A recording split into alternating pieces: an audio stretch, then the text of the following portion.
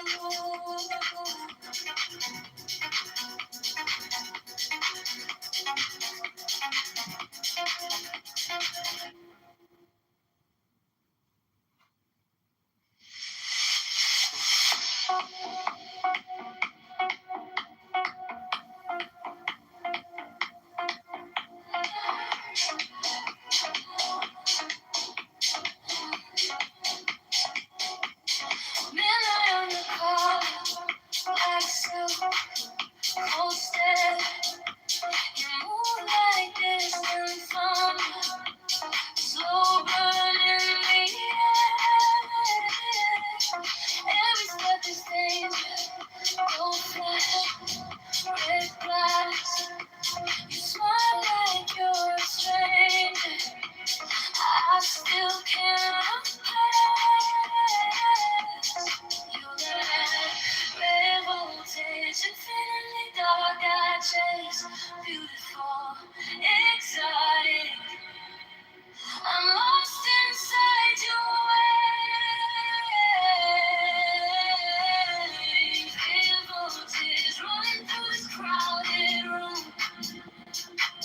If I touch you once, I'll be glowing through the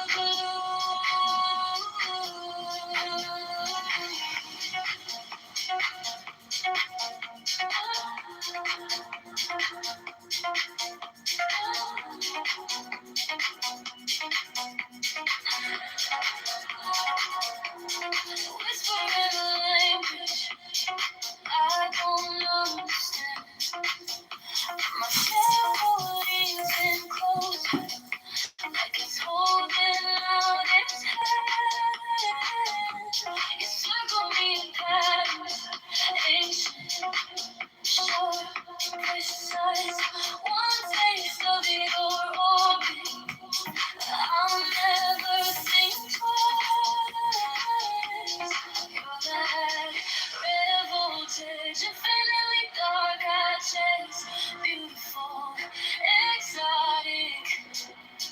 I'm lost inside your waves. Red voltage running through this crowded room. If I touch you once, I'll be glowing through a gloom. Timeless, you're never faded, priceless, like you never can be claimed, endless. Every look writes my name. One more step and nothing feels the same.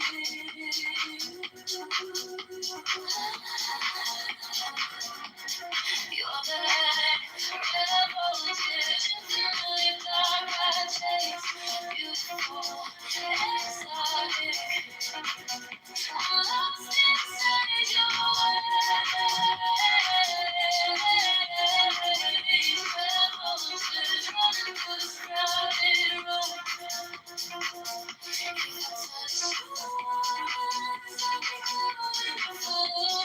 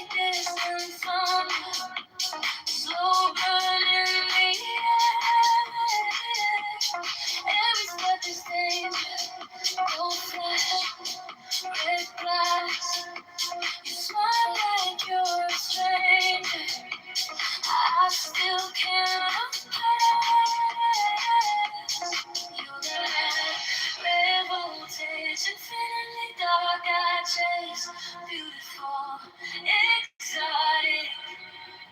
I'm lost inside your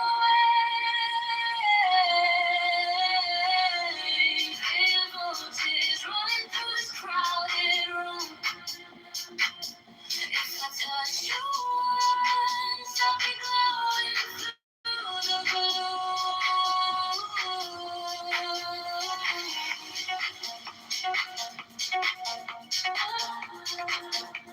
gloom.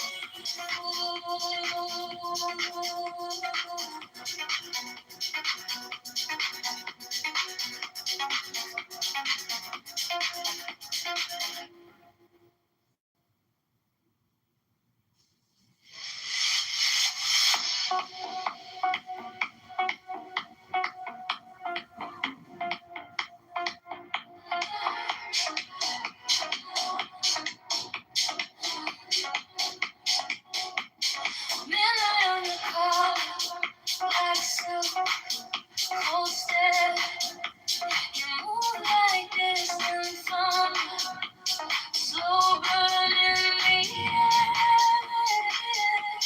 Every step is danger, gold flash, red glass. You smile like you're a stranger. I still can't pass. You're that red voltage, infinity.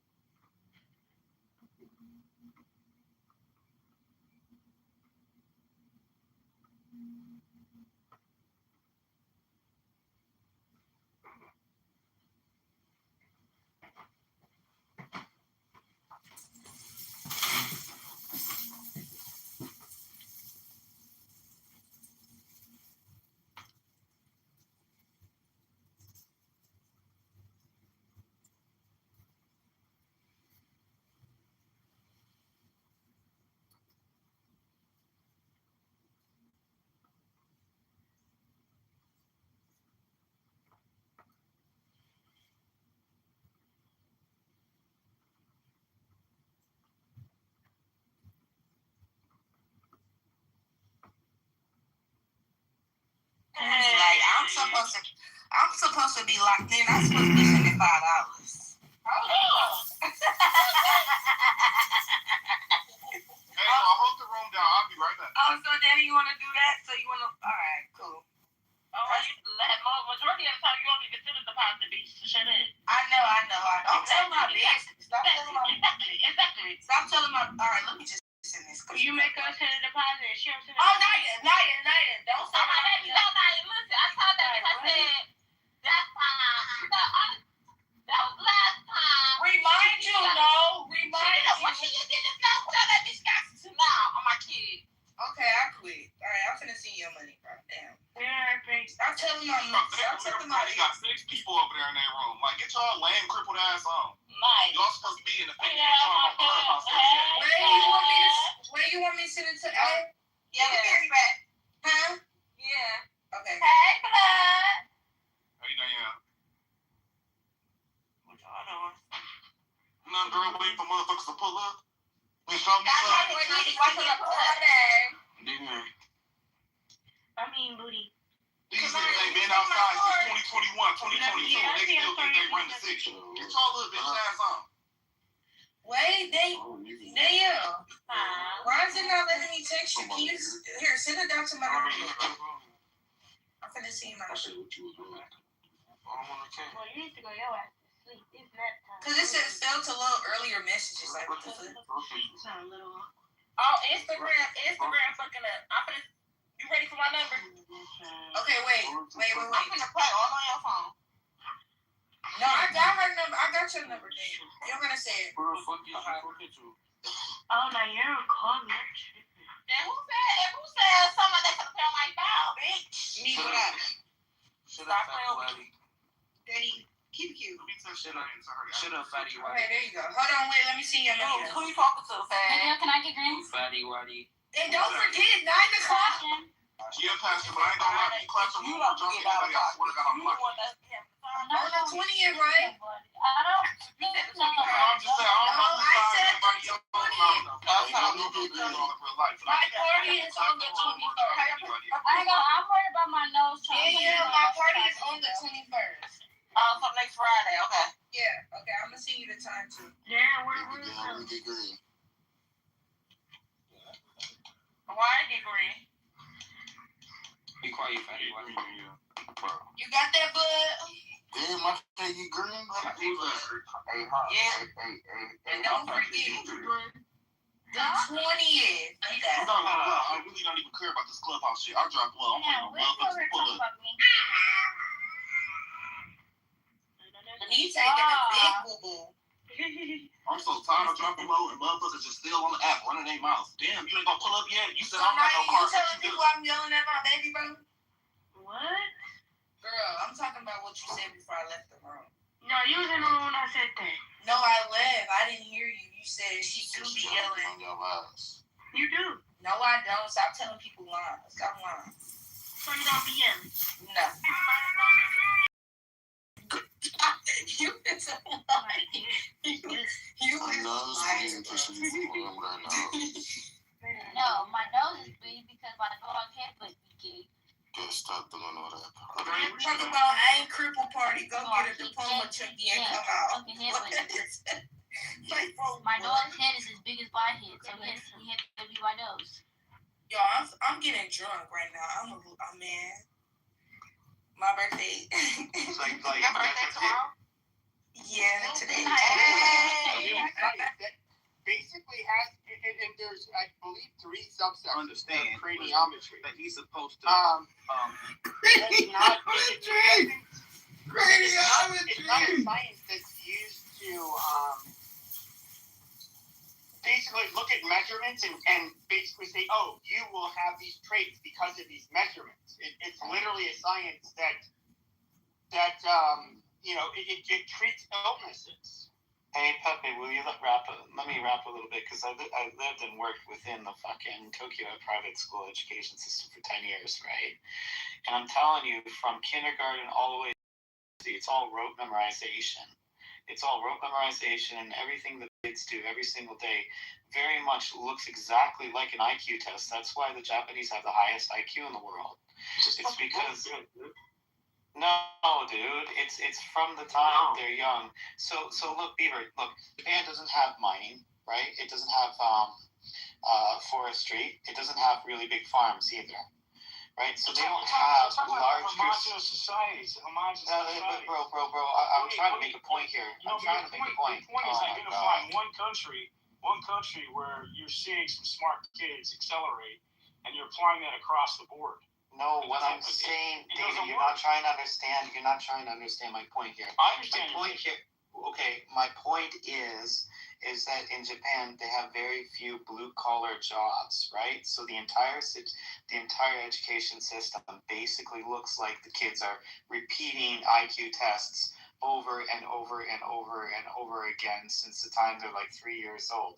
That's why when they end up taking the IQ tests, they have very, very high IQs, right? They teach to the test. It's not anything. But this is exactly this is where I disagree with you. So I think that you give a kid enough education, the right subject matter, and the right thought process. If he grabs the concept, he's going to do just fine. You cannot learn an IQ test for the last time. You can't. Let me ask you No, you can. Have you taken a professional? Have you talked to a professional who administers it? Yes. So the truth is, these psychometric tests can improve on intelligence tests by just simply going to school. You're going to gain points simply because the aptitude section, for example, you can't help but to improve by spending more time in school. That doesn't mean that someone is necessarily more intelligent. But what I wanted to add was that I remember this cancer researcher at Ohio State. He was paid a fortune to open up a laboratory at Ohio State University Medical School, and through the vet school, it was a joint program. And he said to me once, he said, I was talking about working in his lab, and he said, we were walking around, and he's Japanese, his English is broken, but he's fluent.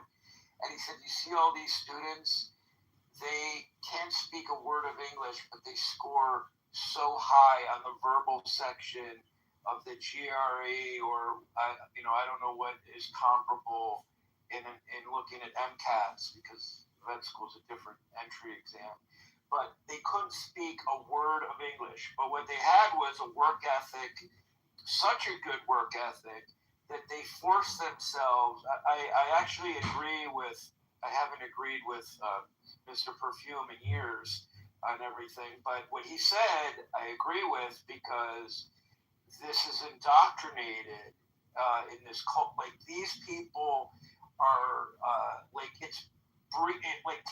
test taking is like breathing to them. Yeah, they take tests every single day, man. Every day.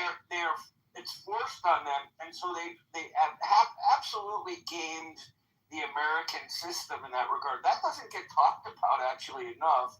That other cultures have gamed our test apparatus because of their culture. Yes, we talk about them getting into their entrance rates and admissions rates, etc., blah blah blah. We don't talk about the mechanism that's so interesting, because when you look at evolutionary biology, for example, why on earth would one population not develop critical thinking skills, right?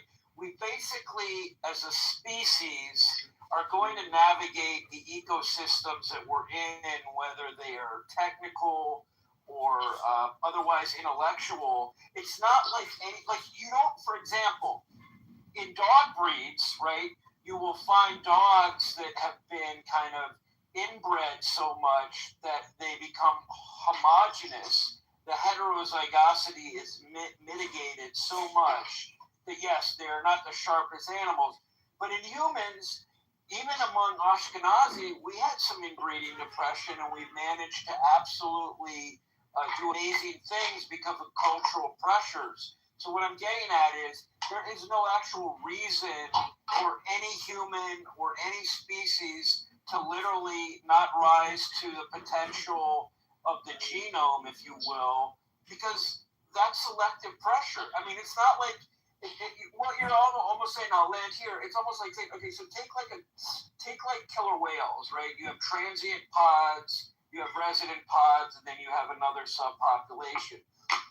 Let's say the transient pods become much more opportunistic, and so they have to learn their cognitive skills evolve in a certain way. But that doesn't mean that the resident pods don't have the quote-unquote genetic potential or predisposition to be just as successful. It's just that they're exposed. So that's why I think the nature versus nurture argument is so misconstrued when we look at anthropological models, because it's like there's no species that is actually being dumbed down by their environment. They just aren't offered necessarily the opportunity to expand. That's my take. Yeah, and then so, like I said, it's like the similar, well, kind of different pressures, but similar outcomes in that as you know, the Christian church owned most of the land, and a lot of the time the Ashkenazi population in Europe weren't allowed to have land, and a lot of them were farmers. So many of them were merchants, and it's exactly the same as like Cantonese Chinese in China, right? They were not farmers. And so when you measure the average IQ of people that live on the coastal cities of China or on port cities in general compared to people that live on the farms, it's vastly different, right? So it's not a genetic thing. People are so dumb. Like you are adapting to specific circumstances that happen to very much look similar to a IQ test. That's why I keep saying IQ tests are basically cultural tests, right? So the greater intelligence, like the greater definition of intelligence, I would say, is someone that can survive and do well in their environment. The greater sign of intelligence is like anybody that can adapt to the environment. So if you were to take Einstein and throw him in the middle of the Kalahari Desert, or me, or anybody else in this room, we wouldn't last 2 or 3 days. That is a sign of... Okay, but you would have one factor time learning, and then the other person would. Where do you think it's more selected for? The northern colder climate or in the southern hot? You have to plan to survive in the north, in the cold winters. There's not resources to eat. Oh, this has been... The cold weather is not... No, the cold weather's theory has never been debunked. It has. Theory. No, it has not. But I would say this. So you can say people will adapt. Okay, and this is where it's going to come off as extremely racist, but I have to say it. People of sub-Saharan African descent do worse than... I understand. You're going to have small... In Western countries where, they have very... they can control their borders, or those people still only come here because... they come through a meritocratic basis as opposed to being illegal immigrants or refugees. Yes, we have some West Africans that do fine. They're an exception to the rule. But what you do see is that sub-Saharan Africa and sub-Saharan Africans, the worst places in the world, when it comes to IQ, when it comes to standard of living, is sub-Saharan Africa. Nobody denies that. The populations that fare the worst sub-Saharan Africans when they're in Western or developing countries. Then we can disband the gamut. We can look at Native Americans, people that with Native American ancestry, which we look at, people throughout Latin America. We can look at, holy shit. Then we get to East Asians. East Asians do very well in East Asia. They do well in Europe. They do well in the United States. And you see, it's just cultural. And the weird thing to me, though, is that you somehow are trying to divorce people with the psychological traits as well as intelligence from them being the parents that would be required to raise children that study hard. And we know this even if we look at within one race, stupid people that end up having children often have stupid children. It's just a reality.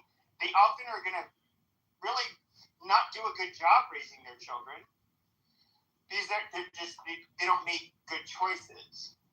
God bless them.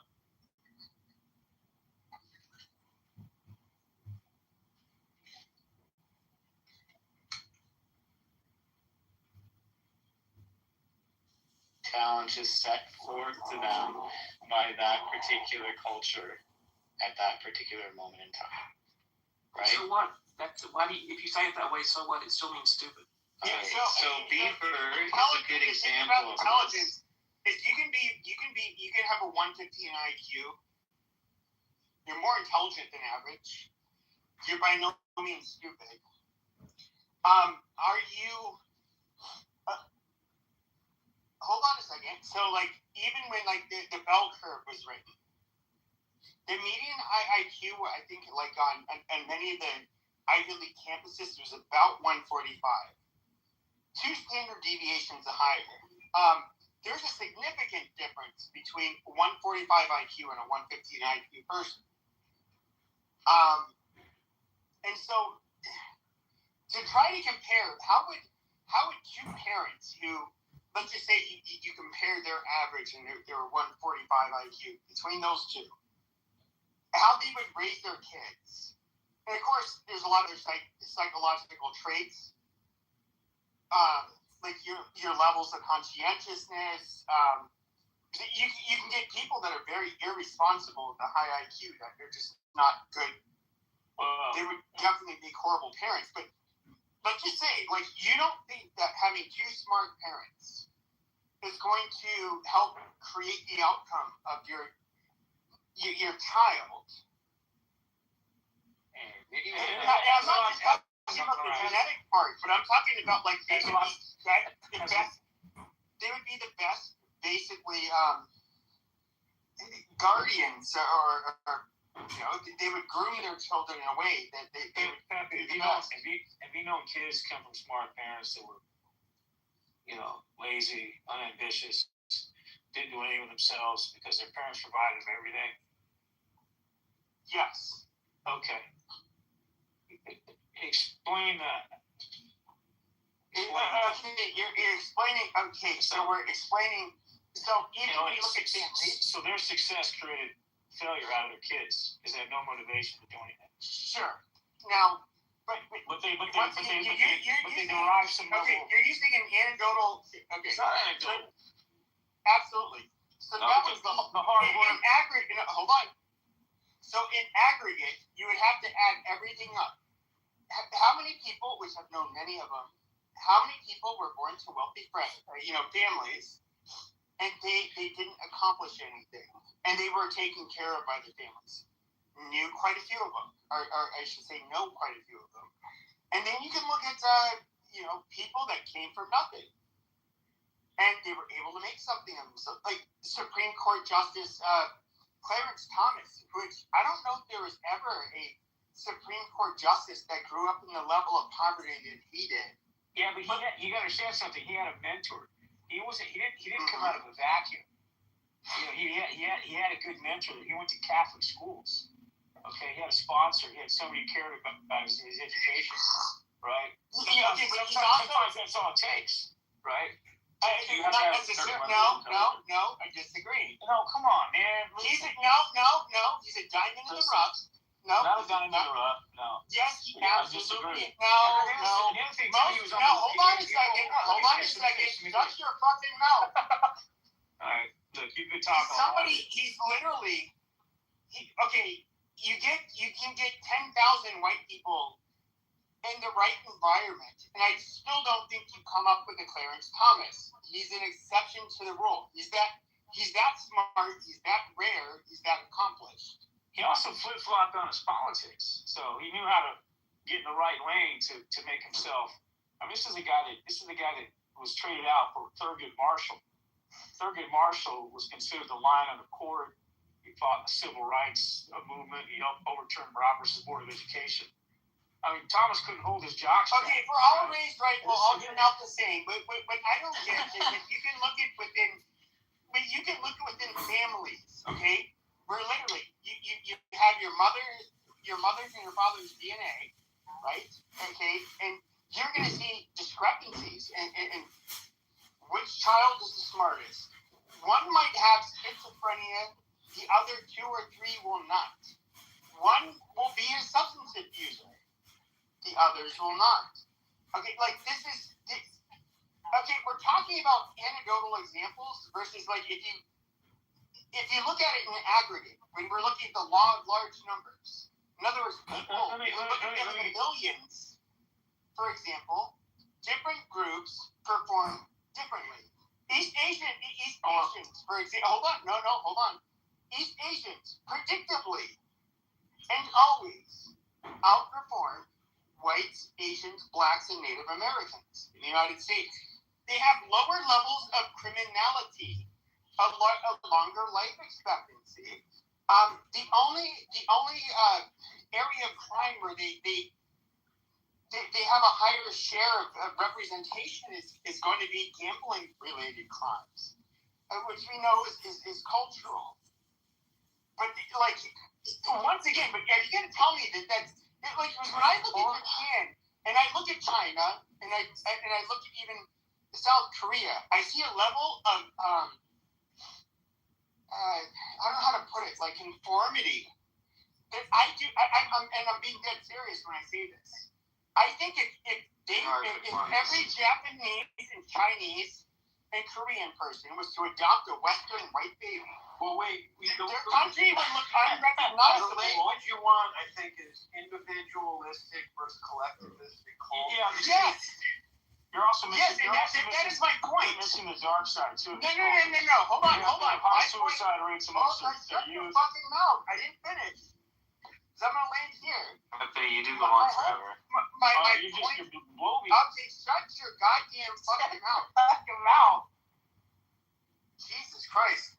So, what I was gonna say is, I do not think let's just say Japan was to adopt only white babies. Every parent was to be Japanese. They raised us. I do not think we would end up as smart or nearly as conformist as them. My opinion is that we would end up far more individualistic, far more violent, far more criminal. We would fuck the place up.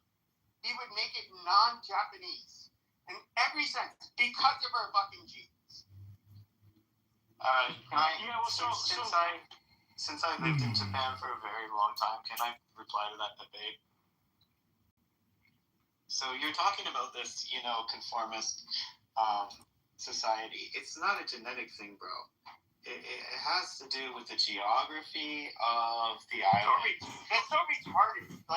Wait, Pepe, you went on forever. Will you be so graceful to allow me to speak? No,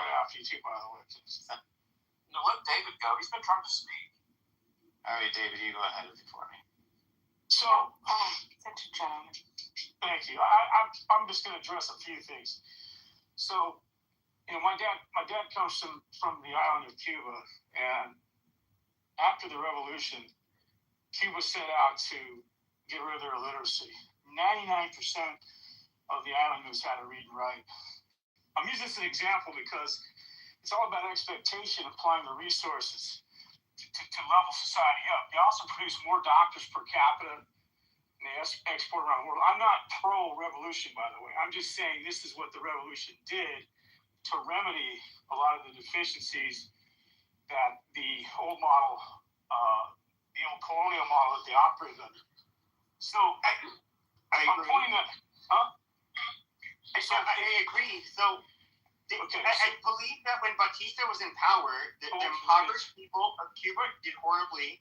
After the revolution, they did well. But what's really interesting is that who are the people who had to leave in 1959? It was the most intelligent and industrious people of Cuba. And what was the demographic that was non-white yet Hispanic that always outperformed white Americans? It was the fucking Cubans.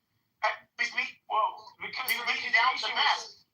My dad told me the education over there was superior when he came to the United States in the late 50s. And I had a hard time grasping my head around that because in America, we're taught that we were the best, right? Well, it's because they imported a lot of the math programs from the USSR. Yeah. Well, but pre-USSR, my dad was educated pre-USSR. But they you can talk about the parochial education. I mean, Castro was a Jesuit. He went to Jesuit schools. He had some of the best education. That's where he learned all the, talking points of the Marxist, Leninist thought processes and so forth. But when my dad came to America, he kicked ass, and he graduated at the age of 16 in an all-white high school, if anybody knows where Manhattan Beach is, and he got a full ride scholarship at the age of 16, because in Cuba, they don't hold you back. They don't advance you based upon your age. They advance you based upon your capabilities. I know it's an anecdotal situation, but he also had a cousin who's in my PTR profile. He went on and he was the youngest doctoral recipient from Yale Theological at age 23. And Yale's history, we offered 50 books, and, he had that educational background in Cuba. And when I looked it up, the ground game was to make sure everybody knew how to read and write. And so if the society takes care of the basics and builds from the ground up, you're going to produce a lot of smart people. Well, I mean, to an extent, but David, I don't want to. I remember your PTR before. You're a very bright person, very educated, very well informed. I like you as a person, at least from what I've heard from you. But I mean, I do remember seeing a very white passing person in your PTR, and I do. The reality is, it's not about pigmentation. You keep talking about no. But hold on, because we were having an argument about genes, and so when it comes to, if we look at the fucking people, even under communist Cuba today, the leaders are fucking white.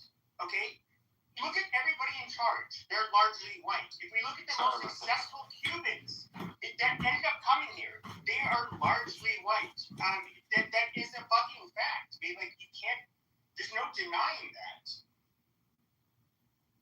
Can we summarize the thesis? I mean, what are we exactly talking about? So, and then basically, Pepe thinks that IQ is related to race, and I'm saying I'm saying my whole argument is it largely has to do with geography and history and culture and religion, all the other things. But Pepe thinks, it's just,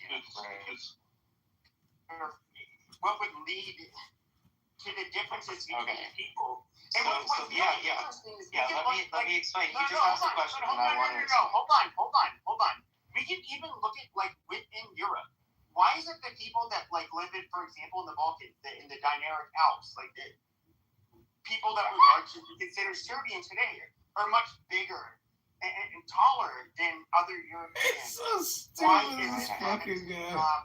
We understand your point of view. Hold on a second. You can look at the people. Hold on. You don't. Shut up. Shut up. We can look at the people from the Baltic states, Scandinavia, taller and obviously generally bigger than us. We can look at the different phenotypes. I have a big fucking nose, fucked up curly hair. My family's more from Southern Europe. We can look at, regional differences amongst whites. We can see the regional differences amongst people from the Middle East. We can look at Oceania or any of the Pacific Islands. Quite a bit of differences. Asia, a lot of differences. It doesn't fucking matter. Okay, but to sit here and try to fucking pretend like genes have nothing to fucking do with anything when there is such a drastic fucking difference between people, especially phenotypically. We can look at the Native Americans. When did they come here? They believe around 20,000 years ago. How much different do these motherfuckers look from each other? Why do the Mayans not look like the fucking Blackfoot in Montana? Why are there so many disparities over those few short thousands of fucking years? And you want to sit here and pretend like, it's all culture. Bullshit. Like, there are selective pressures why people get chosen for their fucking Are you gonna allow other people to speak? One fact, Hanson, I've been trying to get a word in for fucking ever with Pepe. Okay, go ahead. Thank you. So Pepe, I'll give you an example of how geography affects people's behavior and how history and religion, all the other things. So you talked about Japan, right? Japan is like 80% mountains. And the only place for people to live is between the mountains in little villages, right? There's like one plain in Japan, which is in Tokyo, and that's why everybody in the world lives. I think that's why, there's so many people in Japan, so many people in Tokyo. So you have all these tiny little villages where people literally live like right next to one another. So from the very, very inception of Japan, it's always been extremely high density population. Right? So, and then the way the houses are constructed, the walls are basically paper thin, so you can literally hear what other people are saying. So, of course, everybody's trying to, not talk shit about their neighbor. Everybody's really considered.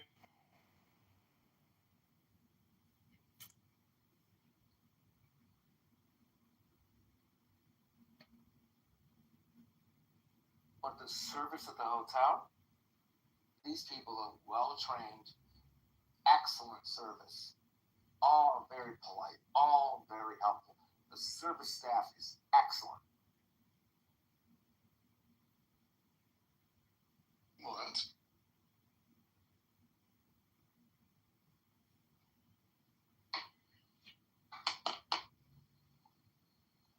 Let's see.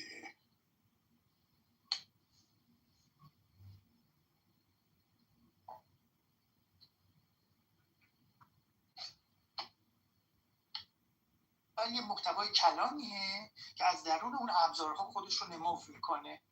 این میگن عقلانیت سیاسی، political rational. حالا دیگه نمیدونم چجوری میخوان این کارو بکنن، اون دیگه بسته به اوناست، اون بسته به خلاقیت عمل اوناست. ولی حتما به نظر من قابلیت داره. یه لحظه بچه هر وقت که خواستی من یه چیز کوچیکی بگو سلام. من فقط میخواستم بگم که کوروش جان خیلی حرف منتها یه بحث وجود داره. من فکر میکنم سهرایی نمیخواد بگه و اونه که ببین در بدنی فعلی کنشگران ما چنین ظرفیت و قابلیتی وجود نداره. حالا شما چیزی که میگی اینه که خب برن ببینن چی کار کنن. خب میشه اینطوری هم گفت، منم مخالفش نیستم. یه عده ممکنه بخوان بشینیم ببینیم چی کار میکنن. اما یه پیشنهادی که من دارم و ما در واقع اومدم فکرم که جای خوبیه شاید بشه راجعش صحبت کردیم که ما این ظرفیت رو که در کنار هم بشینن و برای یک موضوع سیاسی واحد خارج از تمام تفاوتاشون حرف بزنن درشون ندیدیم. شاید بعدها ایجاد بشه، من نمیدونم، فعلا وجود نداشته. شاید بهترین باشه که کسانی که اینو میفهمن مثل خود کوروشان، ماها که طالب این هستیم، شروع کنیم این بدنه یک بدنه جدیدی ایجاد کنیم. بدنه‌ای که میتونه با هم حرف بزنه، فارغ از این که در واقع اون ساید سیاسیش چیه، برای هدف مشترک.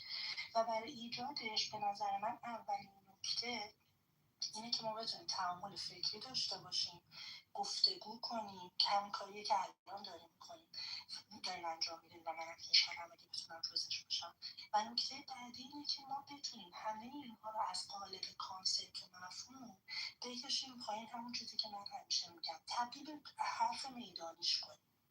و برای حرف میدانی کردنش حالا من یه سری پیشنهاد دارم، اگر که شما فکر کردید با حرفی که من میزنم موافق هستین، من یه سری پیشنهاداتی دارم که هر کی دوست داشته باشه، چون من یه کار جدید رو میخوام شروع کنم و خیلی خوشحال میشم که هر کسی که، چون این بچه‌هایی که همیشه توی رادیو تهران من صداتون رو میشنوم همه علاقه‌مند به ایجاد تغییر من احساس میکنم هستن و به نظر من حیف این پتانسیله هر چقدر که تعدادمون کم باشه، ولی این بعد از یه جای شروع بشه.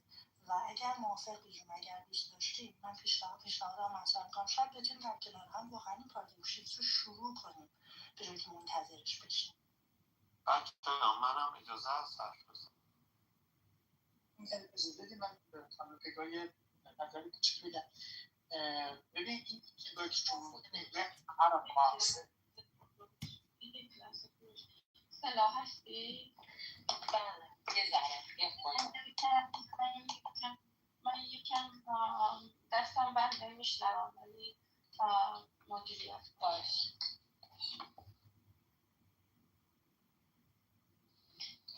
من فقط کوتاه بگم من بعدش شما خیلی کوتاه میگم این کامنت خانم بگم. ببین شما نگاهی که داری نگاه عرب باکس، یعنی شما دارید سعی میکنید که اساساً بگی اصلا از اون راههای قدیمی، آدمای قدیمی اینا خارج بشین یه جای دیگه شروع بکنید. خیلی عالی، پرفکت، فانتاستیک. منتها شما باید ویژنتون به صورتی باشه که از اول تا آخر قضیه رو بتونید تعریف بکنید.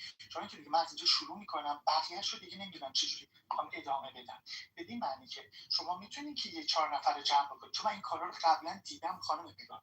من تو این 7-8 ساله بارها دیدم مجموعه‌ای این تولید شده که این مجموعه نتونسته پویایی داشته باشه. به خاطر اینکه اولا در تولید محتوا ناتوان بودن و دوما اینکه نتونستن در واقع ساختار رو سازه‌ای بسازن که این اینفراستراکچر اونها بتونه توسعه به وجود بیاره.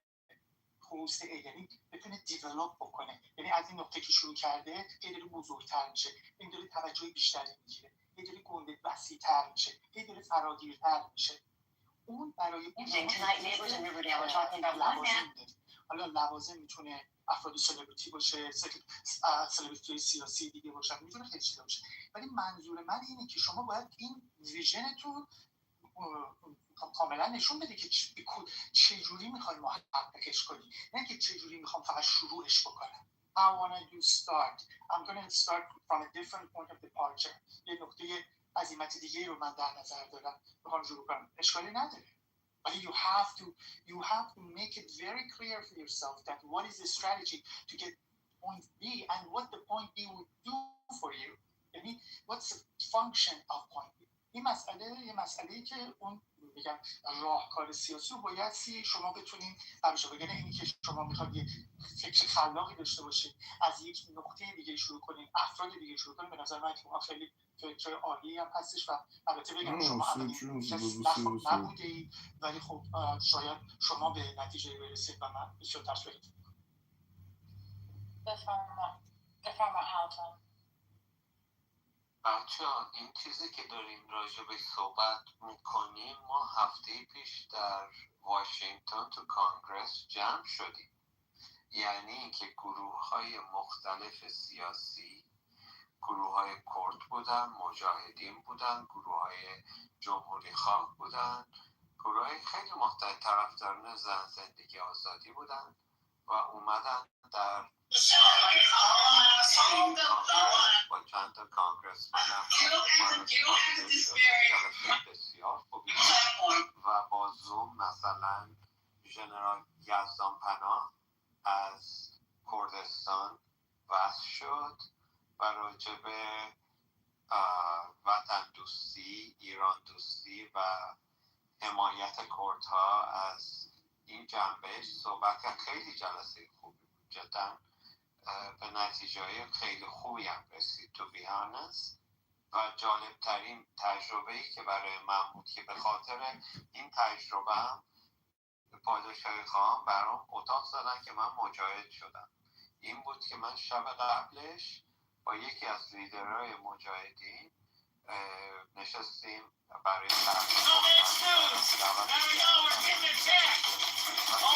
گفتگوی و بدون اینکه بگیم راجع به اینکه گروه ما بهتره یا گروه تو بهتره اینا صحبت نکردیم. درباره اینکه با هم چیکار میتونیم بکنیم صحبت کردیم. برای آینده ایران چیکار میشه کرد صحبت کردیم. چون که شما اگه میخواین یه همچین چیزی داشته باشید، مهمترین چیز اینه که چیزی که ما همه در مشترک خواهیم داشت اینه که ایران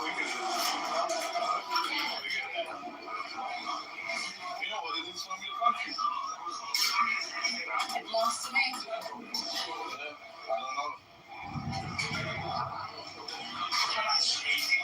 I need to find out. I'm having a lot of offers on it, but I've been itching out. I have a $60,000 offer as it is, and I'm not selling it. Whatever your price is, it's mine. I don't take it in right now. Yeah, it's more sentimental about you. Mujahideen as like traitor به ایران میشناسن. Like I know them as a traitor to their country. They fight back, that's of course. And these guys are separatists. They want to separate my country into different divisions, and that's not happening. You know, maybe you can. Earl Hood from Congress, friends. Well, the weather here in Illinois is about to change. We're about to get some thunderstorms to come running in, so I hope everybody's got all your special provisions and necessary items to enjoy the storm. I hope a tornado doesn't impact your house. We're going to John Kitover, the Chicago.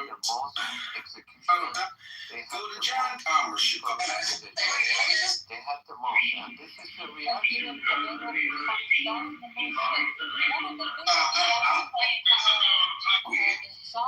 Tonight, the race. Good evening, Chicago.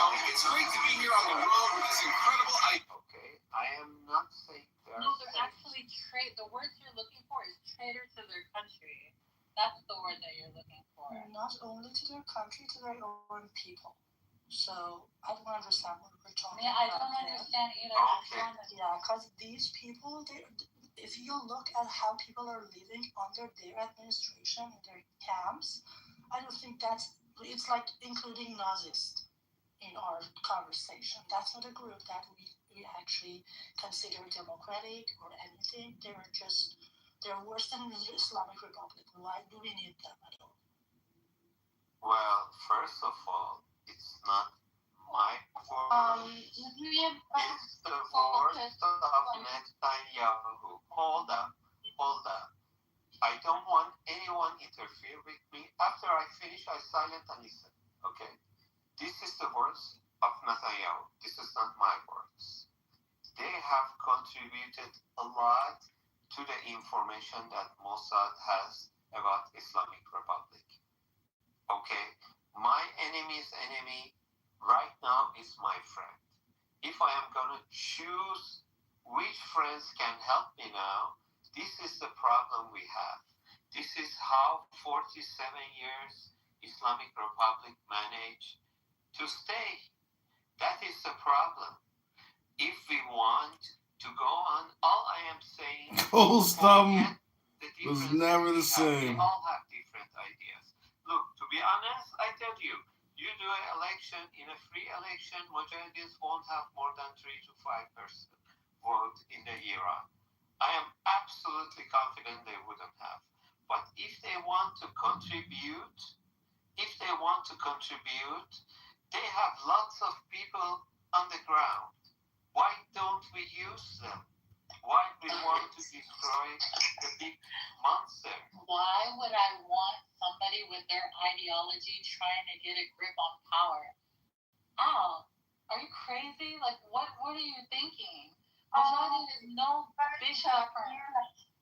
یه لحظه ببینیم ما داشتیم روی بحث سازمان سازی حرف می‌زدیم نه روی بحث دیدگاه سیاسی.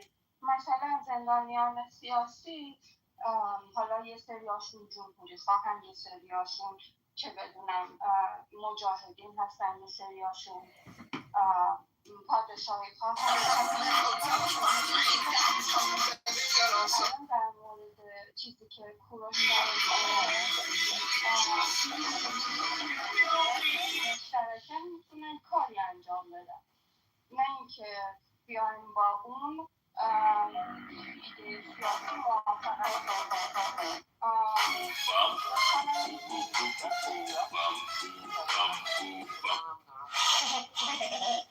Mommy farted. Oh, mommy farted. Oh, mommy farted. Oh, mommy farted. With my dog. With my dog. All I see is poop. The world's fucking shit. I'm a piece of shit too. Yeah, literally just poop. You already know who it is, baby. Your man on the track, baby. Back again. Look at those banger guys. You liking the video, guys? Oh, it's a song. Okay. Skibbity poop. Skibbity poop. Daddy, daddy, daddy, daddy. Poop. Poop. Daddy, daddy, daddy. ما نمیتونیم حتی یه خط بیشتر از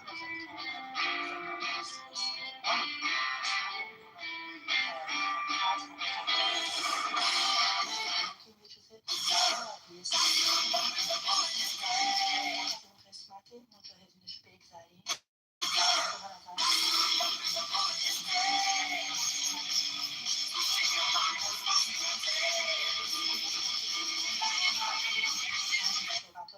توش بوده که خب حالا به هر دلیلی تصمیم گرفته مجاهدین رو اینکلود کنن، میتونیم راجع به این تیکش بعد صحبت کنیم.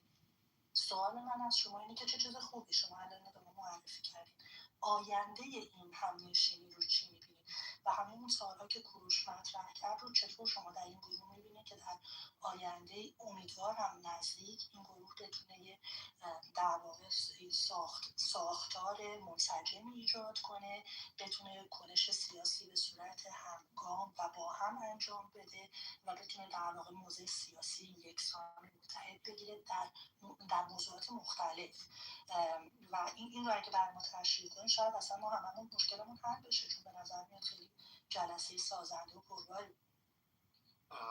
ببینید من با بیشتر حرف شما موافق هستم. اوکی، من بگم من اصلا من یک مسیحی کنسرواتیو هستم، راستی هستم، برای همین من به هیچ وجه موضوع گروهی سخت و مستقیم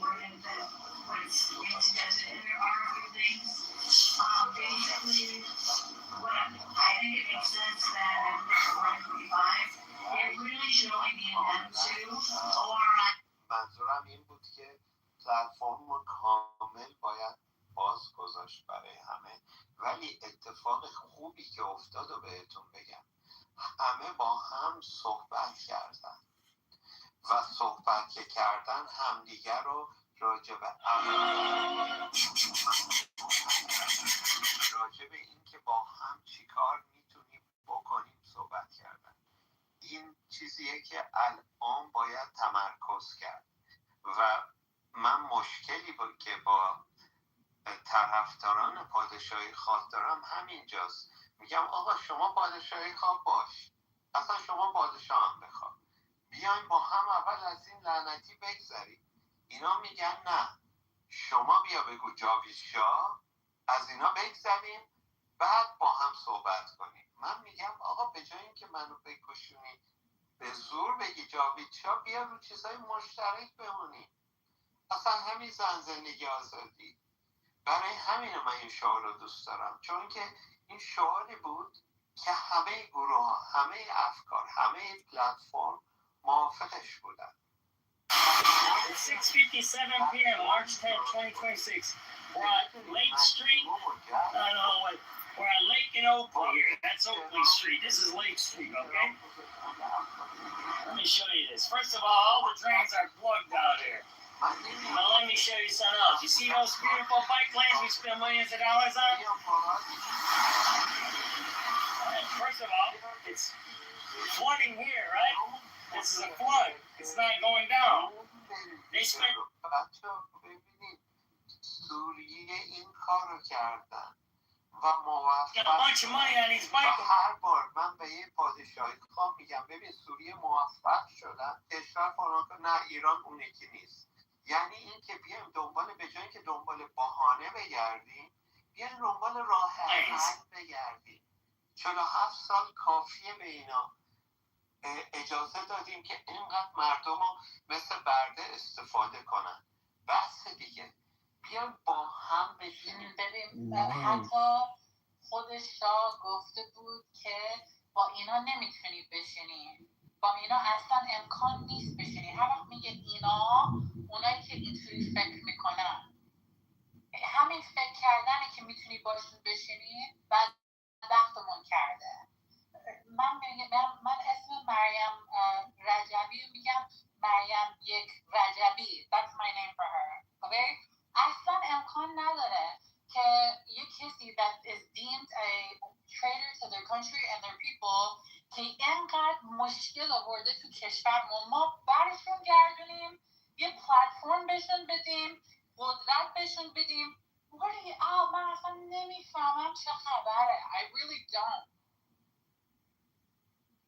like اصلا نمیفهمم مریم یک جوابی I don't even know if I'm saying it right she is no really better than this regime maybe even worse to tell you the truth we still don't even know what happened to whether it's her husband or the leader we don't know anything about what they're doing they're I think maybe even crazier than this regime to be honest with you no telling but they're cut from the same cloth I'll tell you that much no that's the most ridiculous thing I ever heard let's bring back a group that has caused so much trouble in our country and has even betrayed our country بشینیم حرف بزنیم من باشون میشینم حرف میزنم میگم گم شو there you go حرف زدم صالح جان this is all you got from all I say it's the most important part of what you were saying now that is the most important شما فکر میکنید ما همه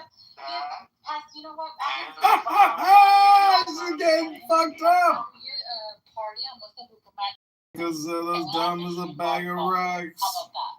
Look, everyone who is against Islamic regime, of course, someone who is for Islamic regime, you cannot bring to the platform. But I have a question because I'm not going to talk about these people, all right? The Kurds, all right? Most of the Kurds are not separatists. Most of them are not. And I can guarantee you, I talked with lots of their leaders.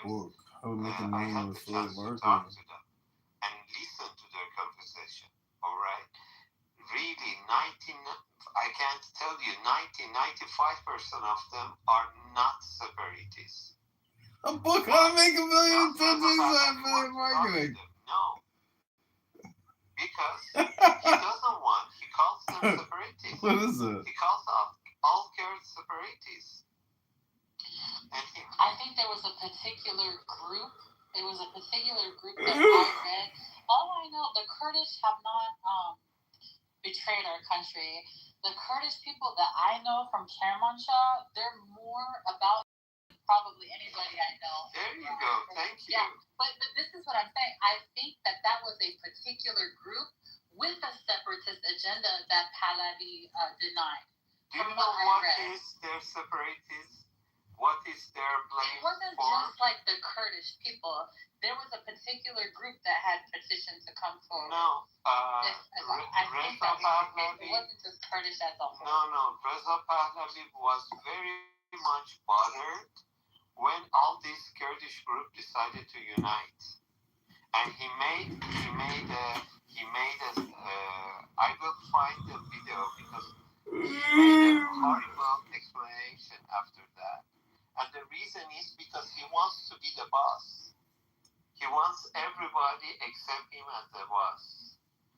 And he has to understand, USA doesn't want him. Israel doesn't want him. Nobody wants him.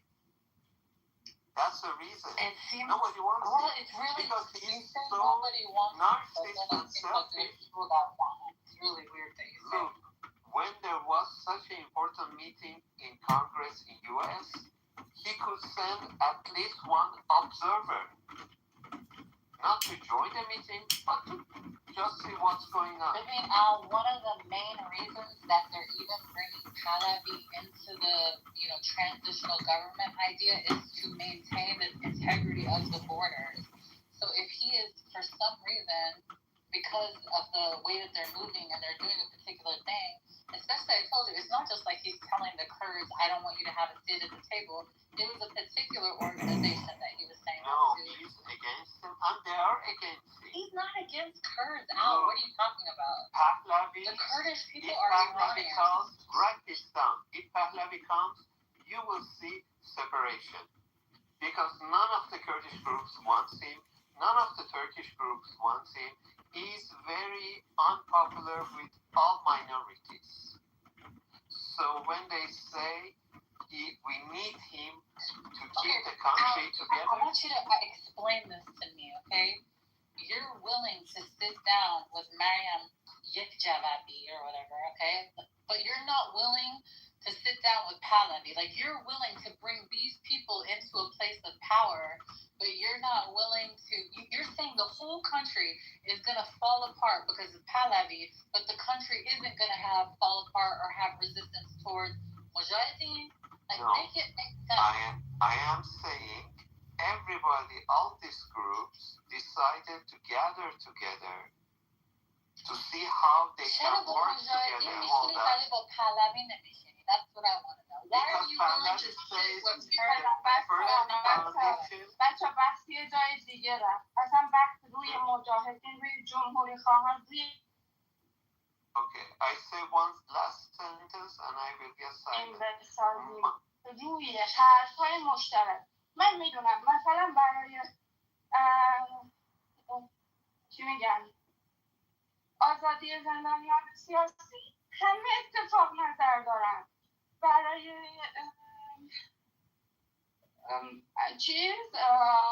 حقوق زنان و LGBTQ بعضی ها اینا رو قبول ندارن. مثلا میگن که نه، مثلا بحث زنان بحث چه بدونم طبقاتی. خب یا مجاهدین حتی اگر بگن که ما به حقوق زنان باور داریم، باور ندارم، چون که ویدئویی که از توش در میاد اینه که به دختره توی اون همه استرس که داره حرف میزنه و اومدن گزارش تهیه کنیم تذکر حجاب میدن توی همون کمپ.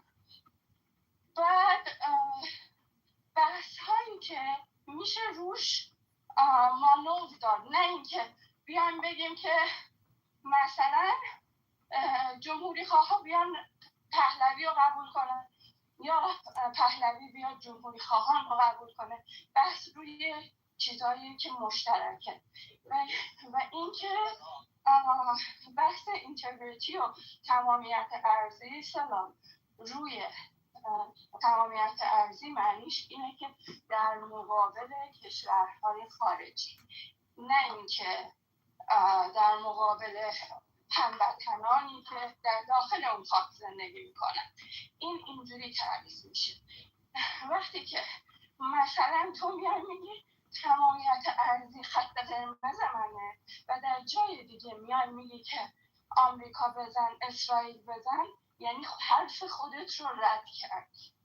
خب تعریف تمامیت ارضی برای ماها اشتباه چیز کردم، معنی کردم. حتی سرچ کنی توی چت جی بی تی گوگل برات میاره، چیزی نیست که من بگم. میتونم اینجا تعریفشو از یه وکیلی که حقوق بین الملل خونده اینجا بذارم تا بخونی. اصلا بحث اینکه ما قبول کنیم مجاهدین رو یا قبول کنیم پادشاهی خواه رو چیز نیست.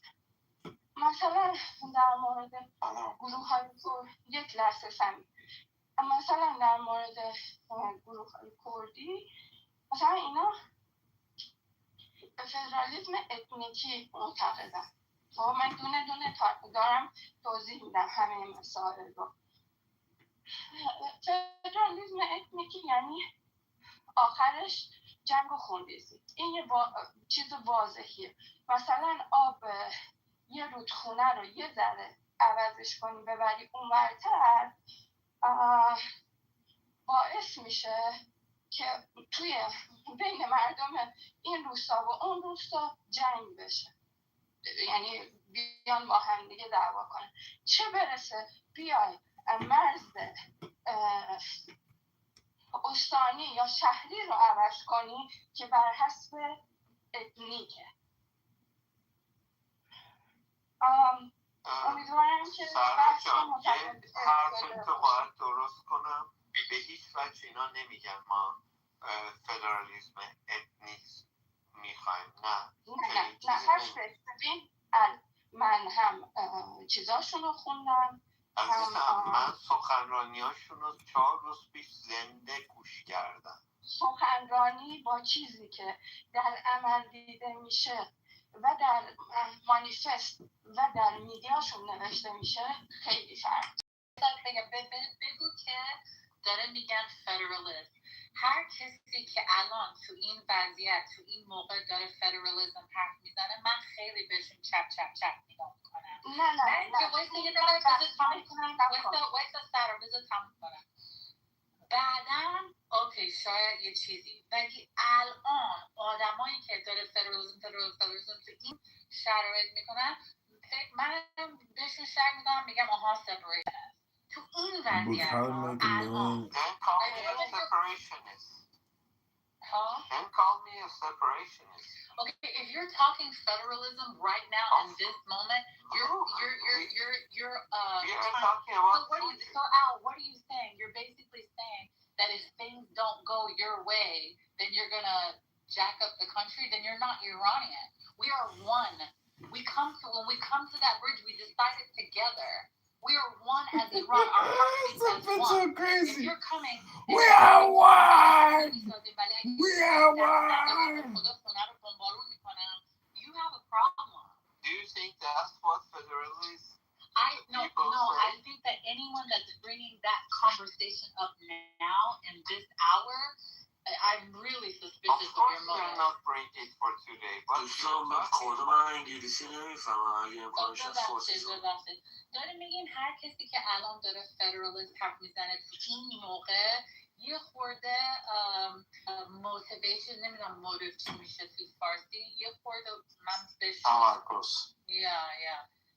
چون اگه بعدا میخوایم بیاریم ما از یک بر مثل رای بدیم یا روش بحث کنیم or whatever that's different. ولی الان اونو اگه داره میاری الان اگه من سخت ندارم هر وقت این خونه رو داره میسازی تمام خونه رو شما با ایران نیستی شما داره میاد خرابکار کنی.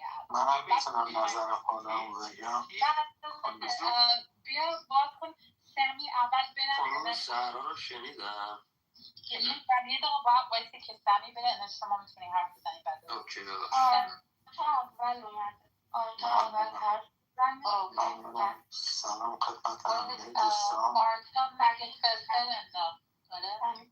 آرتا اول بذار اون حرف بزن اوکی آرتا شما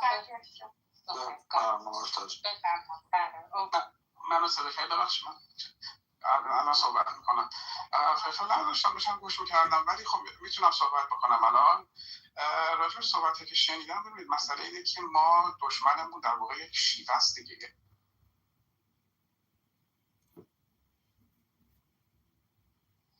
صداش قطع شد؟ نه باک خوردم رفتم بیرون. صدا میاد بچه ها؟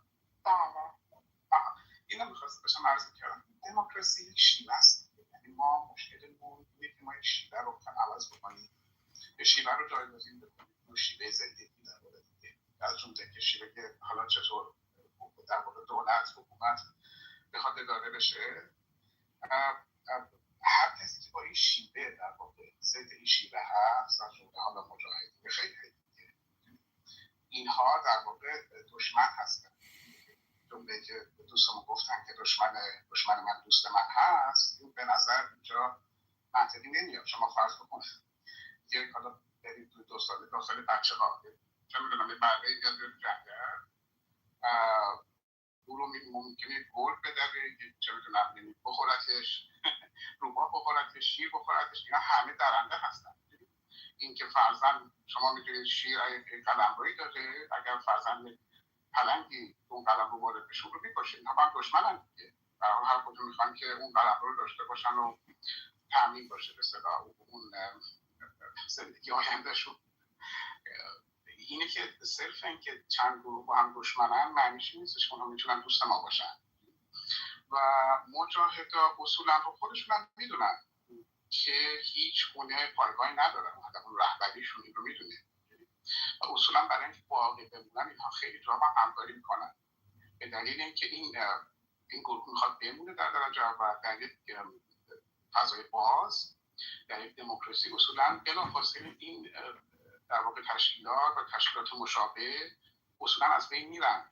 در واقع علت وجودی اینها در قرن 21 در حال حاضر این هستش که به هر حال اون دشمنی که حالا به عنوان جمهوری اسلامی تعریف کردن اینا برای خودشون، این وجود داره ولی شرایط استثنایی. در یک شرایط طبیعی، شرایط آزاد، اصولا مجاهدان و گروه‌های شهیدی نمیتونن اصولا باقی بمونن، بلافاصله فروپاشیده خواهند شد. در نتیجه اینها خیلی جاهای حساس با جمهوری اسلامی همکاری میکنن به دلیل اینکه به هم احتیاج دارن برای بقای خودشون.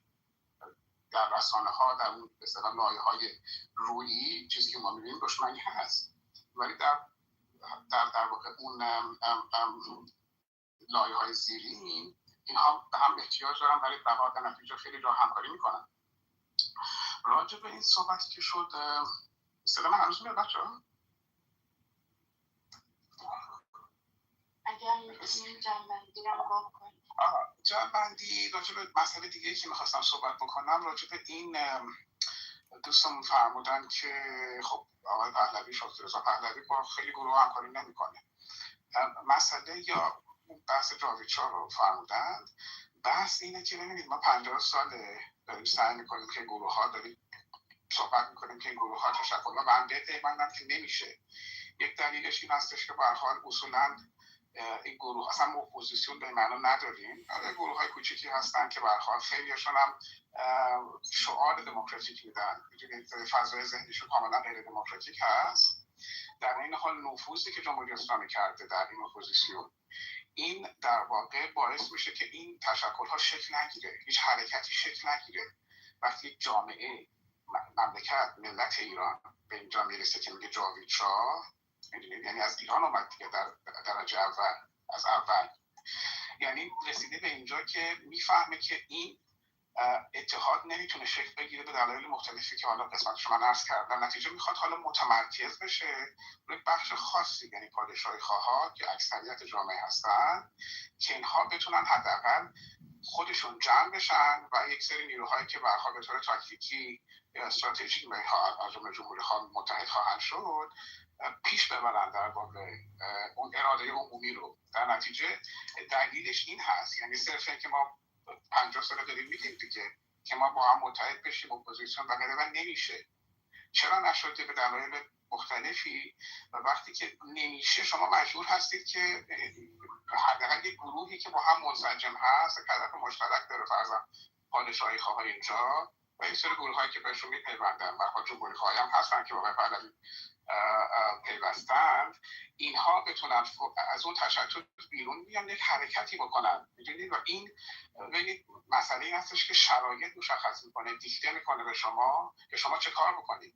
یعنی شما در یک شرایط متفاوت ممکنه یک کاری بکنید که نتیجه برعکس بده همون کار رو. در نتیجه در شرایط کنونی ایران به دلیل اینکه این تشکل‌ها نمیتونن با هم جمع بشن، در نیم قرن نتونستن جمع بشن، در نتیجه جامعه به اینجا رسیده که اون نیروهایی که حالا پادشاهی خواه هستن و نیروهایی که میخوان بپیوندن به اینها با اون کلمه جاویدشاه که در واقع میخواد جدا بکنه، دو قطبی بکنه، اپوزیسیونی که برانداز هست رو و اپوزیسیونی که حالا فیک هست و نفوذی جمهوری اسلامی هست و یا کسایی که در واقع اپوزیسیونی که در واقع حالا روی دیگه سکه در واقع جمهوری اسلامی هستن. شما مجاهدان رو میتونید بگید، فدایان رو میتونید بگید، امثال آقای فروخ نگهدار رو میتونید بگید، خیلی های دیگه که اینها حرف از دموکراسی میزنن ولی عملا کنار جمهوری اسلامی هستن. در نتیجه اینجا شرایط متاسفانه با من این ایجاب میکنه، این رو دیسته میکنه که ما مجبور میشیم بریم به سمت جاریشا. بحث دراز منم خب خواستم که میگه هر کس یه لحظه آرسا جان میگه هر کس جاویشکاس نمیگه حکومتیه. یک لحظه آرپا تو رو خدا بیاین برگردیم روی بحث اصلی. بحثی که داشت میشد روی ساختن ساختار بود، سازمان سازی، نه روی گروه ها با هویت های چه بدونم جمهوری خواه، پادشاهی خواه، مجاهدین یا هر چیز دیگه. من با مجاهدین 100% مخالفم، با پادشاهی مخالفم، ولی این دلیل نمیشه که سر یک سری اصول نتونیم کار جمعی انجام بدیم. آزادی زندانیان سیاسی، حقوق برابر برای زنان و مردان جامعه LGBT. نمیدونم یه جاهایی میتونیم همکاری رو انجام بدیم. من میدونم در مورد حقوق زنان هر چقدر مجاهدین بگن که ما بهش اعتقاد داریم، دیپ روت اعتقاد ندارم. من اینا رو میفهم، ولی بحث روی ساختن یه سازمان بود که بعدش روی کارهای اصلی تمرکز کنیم. سمی بگو. سلام و عرض ادب. به نظر من سازمان مجاهدین خلق خیلی فرقی با جمهوری اسلامی ندارن از هر نظری که بخوایم در نظر داشته باشیم.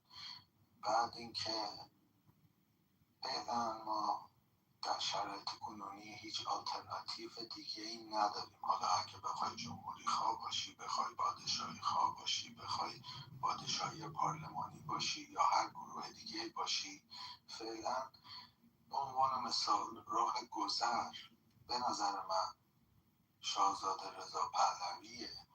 بعد حالا یه صندوق رأی ما در نظر همگی در نظر داریم، رأی میدیم، بعد انتخابات برگزار میشه. من نمیدونم چه مخالفتی دارن دوستان، مثلا سازمان مجاهدین خلق که در مثلا دوره بین جنگ ایران و عراق که اومده بودن طرفداری رژیم صدامو میکردن، الان ما بریم طرفداری اونا رو بکنیم و مثلا از اون رو بخوایم نظری بپرسیم.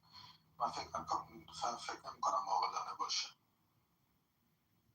حداقل از سازمان مجاهدین خلق. بحث رو اشتباه فهمید. من مجاهدین رو قبول ندارم. نه من خانم سهراب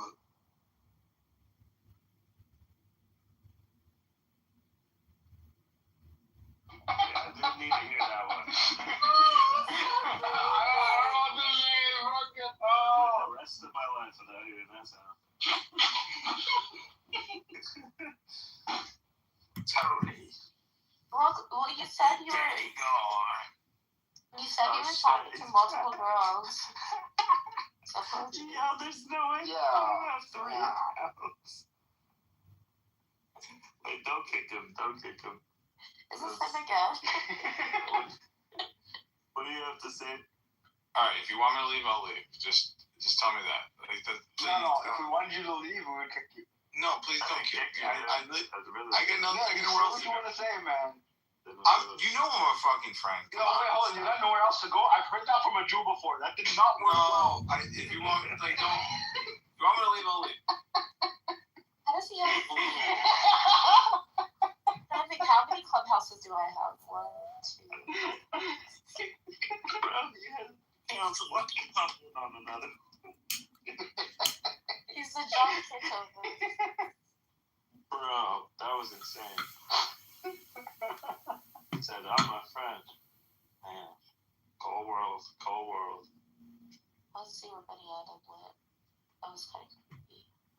T-Rock just kick him? Tony, did you kick him? No, I didn't kick him. Tony will. One thing about Tony is he's gonna get a mob badge. Wow. At some point he's getting one. I don't know what it is, but I love kicking people, especially in the middle of the sentence. Bro, the kicking them in the middle of the sentence. آلترناتیوی جز ایشون نداریم. این نظر شماست، من این رو نسل نمیکنم. خب از نظر شما ایشون تنها آلترناتیو، ولی بحثی که داشت میشد در مورد ساختن یه سازمانی که بتونه روی یه سری بیسیک ها با هم جلو بره.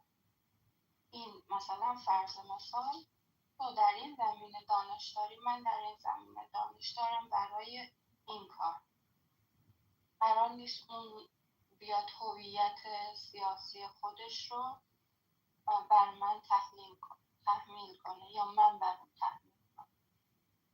نمیدونم بحثی که بروش میکرد رو بودین یا نبود. من کاملا موافقم با شما، فقط میشه یه لحظه توضیح بدیم بیشتر که من فقط یه ذره بیشتر میخوام بشم که نظر شما راجع به مجاهدین خلق چیه؟ چون مجاهدین خلق درسته.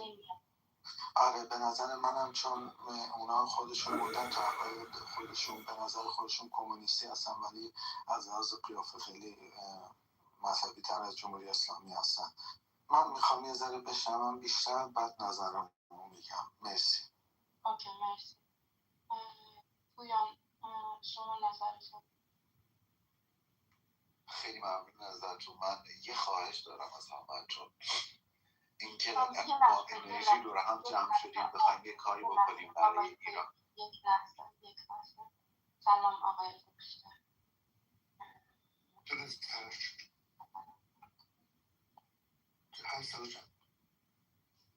بگو آقای. یه خواهش ازتون دارم، اینکه مجاهدین خلق، من به حقیقتش خیلی 10-11 سال که نبودم فکر کردم که جوانه ما الان تو اینستاگرام اصلا چی میگم دانششو ندارن، متوجه شدم که واقعا هم دانششو دارن، هم علمشو دارن، هم خیلی میفهمن، با شعورن. خدا شد اینکه مجاهدین خلق چه گروهیه و چه کارهایی کرده، چه سابقه‌ای داره، همه میدونن، همه میشناسن. بعد از اینکه اگر که از این رژیم بتونیم رد بشیم، 100% یه استانداردی هست، یه قانونی هست، هر کسی. Are you done? Are you done drinking? Have you stopped drinking? I've not started yet. I'm celebrating for Iran. I'm celebrating. I'm celebrating. No more getting drunk. I'm serious. I don't want you drinking anything ever again. Do you understand, Luca? I think there's a lollipop syrup. Syrup. Sorry. Wasn't talking to you. Wait, you said syrup? No, my kid is coughing, bro. I just have to give a cough. Anyways, 27:30.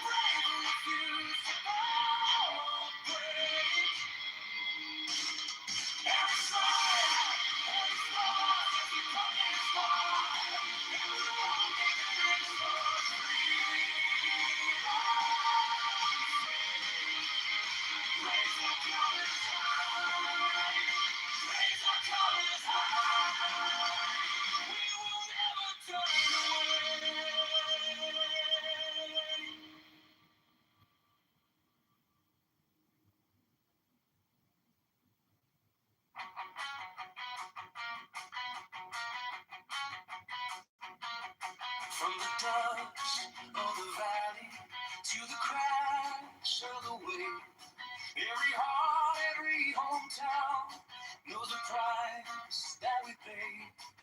We were pushed, we were cornered, still we stood our ground. Now the walls of their empire are coming down. Raise our colors high and take to the sky, oh yeah. For the brave who refuse to bow, pray. Every stride, every scar says we come this far, and we won't give in for freedom's sake. Raise your colors high. We will never turn away. They will choke out the daylight with their iron decree, but they don't own the future, 'cause the future is free. Every voice that they silence now becomes our song, and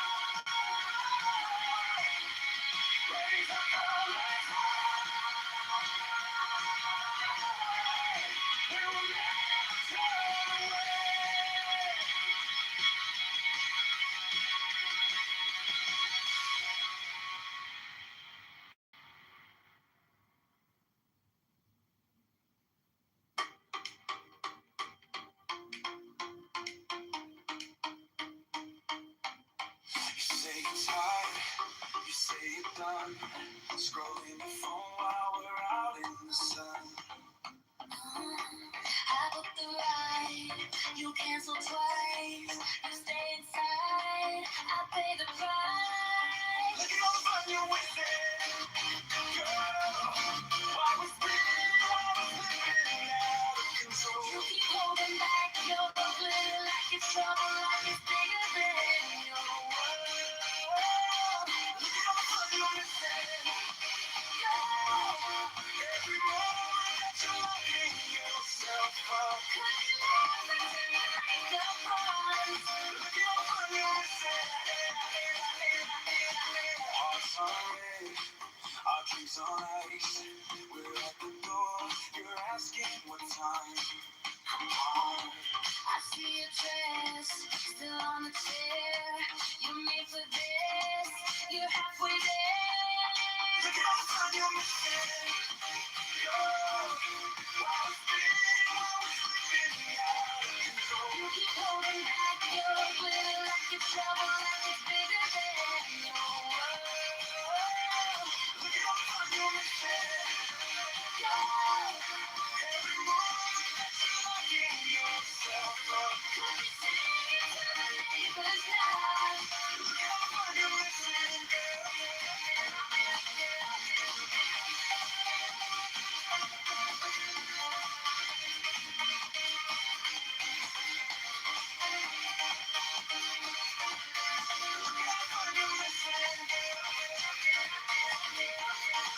I'll pick you up in the same old car. We'll turn the quiet into shooting stars. Say you're in, don't lie. One yes could change your life tonight.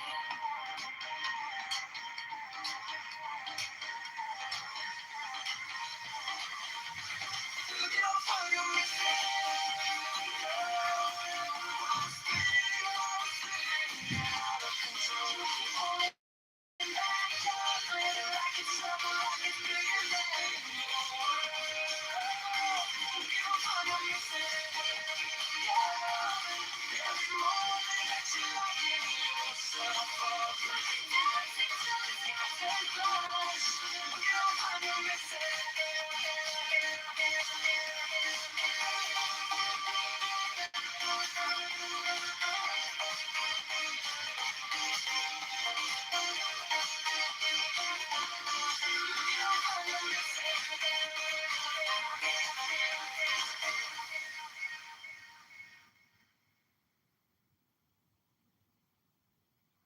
You say you're tired, you say you're done, scrolling your phone while we're out in the sun. I booked the ride, you cancel twice, you stay inside, I pay the price. Look at all the fun you're missing, girl. While we're spinning, while we're slipping out of control. You keep holding back your glitter like it's trouble, like it's bigger than your world. Look at all the fun you're missing, girl. Every moment that you're locking yourself up. Cooking life until you make it go. Look at all the fun you're missing, girl.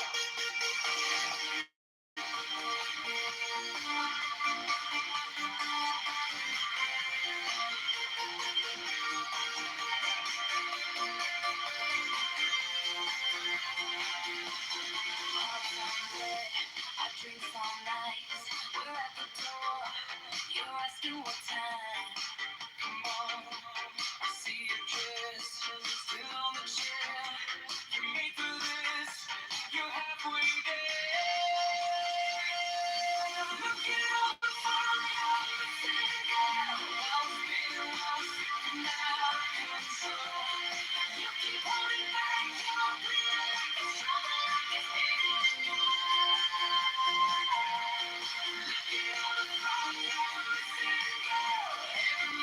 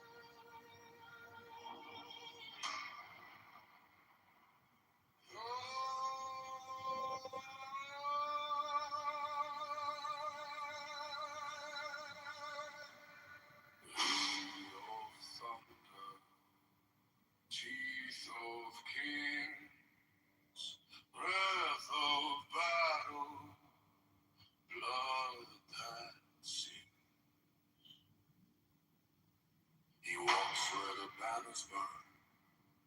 Eyes like blades in the dust-choked turn. Counting every step, every trembling hand, turning chaos into sharpened plans. Skulls in a circle, maps on the ground. Quiet as a heartbeat, louder than the crowd. He weighs all the wagers, every broken sword, carving out an empire with a single word. To the mind that conquers, to the hand that strikes, crown of iron thought in the smoke-lit night.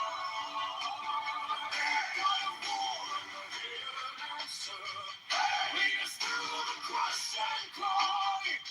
We bleed, we fight, we rise for your victory and design.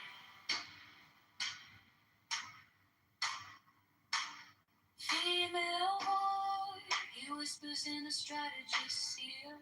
Turn now, the opening's here.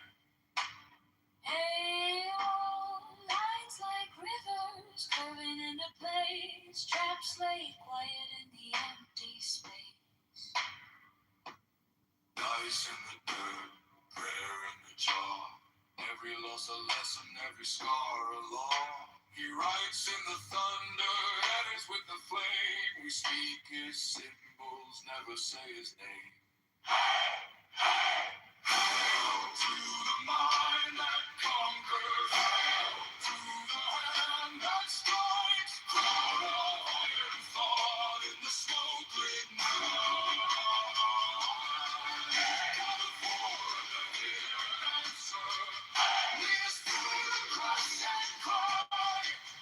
We bleed, we burn, we rise for your victory and design.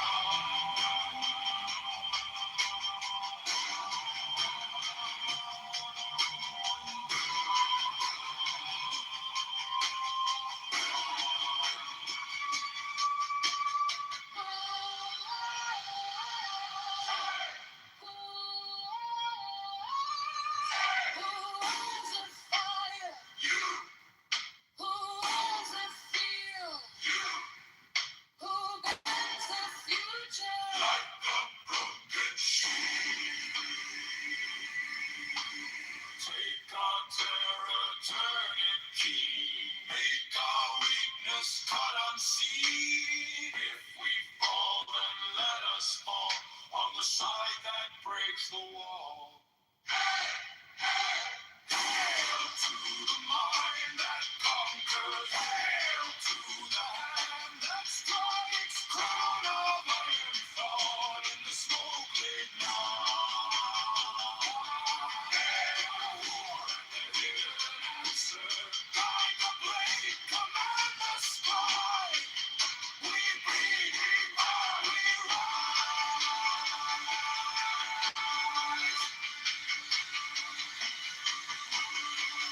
Neath your victory and design.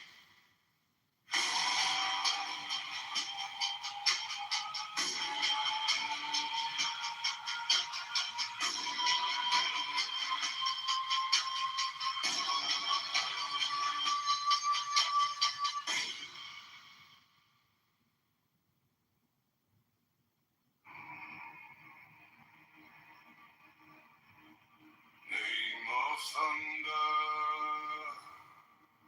teeth of kings, breath of battle, blood that sings. She walks where the banners burn,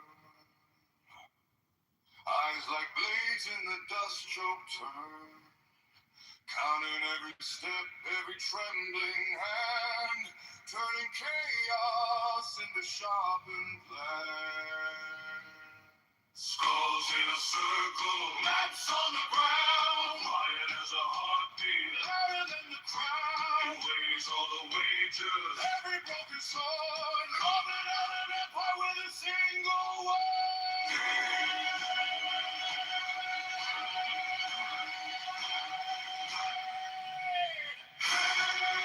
To the mind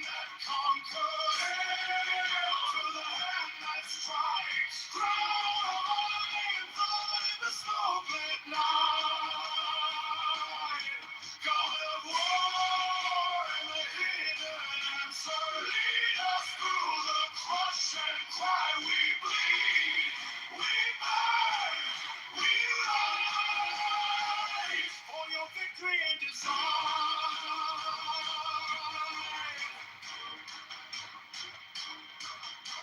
He whispers in a strategist's ear. The opening's here. Lines like rivers carving into place. Straps and crying in the empty space. Dice in the dirt, hair in the jaw. Every loss a lesson, every scar a law. He writes in the thunder, guides with the flame. We speak his symbols, never say his name. To the mind that conquers, to the hand that strikes. Cloud of iron, thrown in the smokelit night. God of war and the hidden answer, lead us through the crush and try. We bleed, we burn, we rise for your victory and design.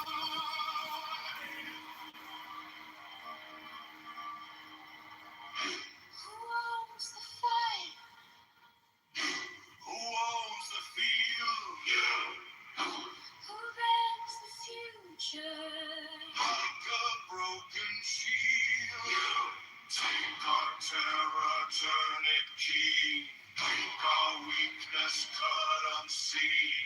If we fall, then let us fall on the side that breaks the wall.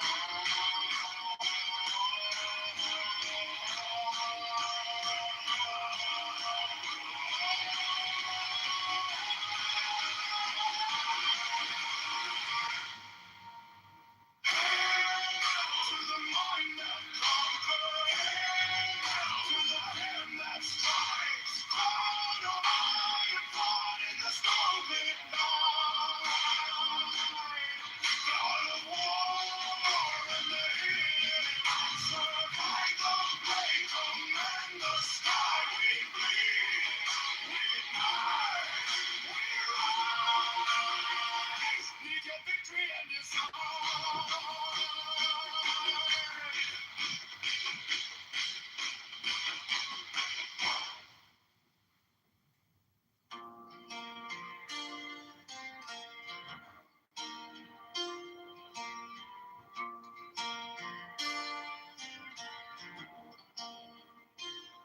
Coffee steam, quiet room, clock still moving, heart still too soon. Breath gets tangled into days to do. So I close my eyes, make some room for you.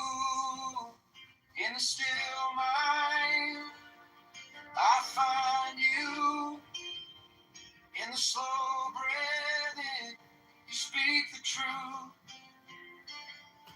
When the world shouts loud, I sit right down, and your love turns this chair into holy ground.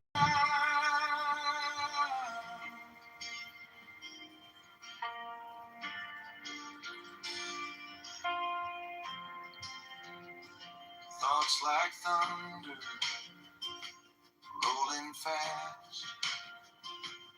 Old regrets, future plans. But your name, like a harbor sound, every fear walks out as I breathe you in now. In the still mind, I find you. In the slow breathing, you speak the truth. When the world shouts loud, I sit right down, and your love turns this chair into holy ground.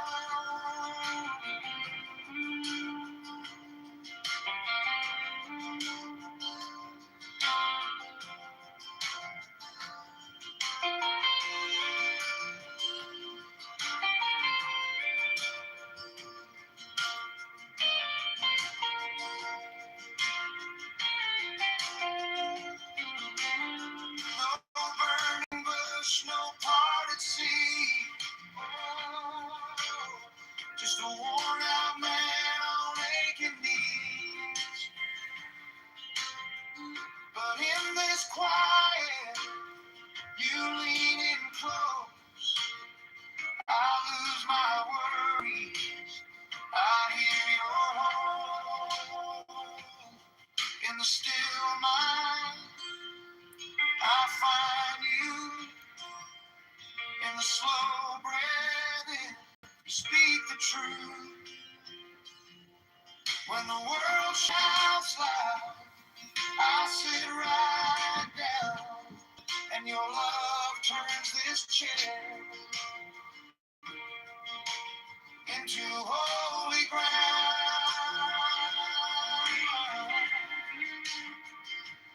Holy ground.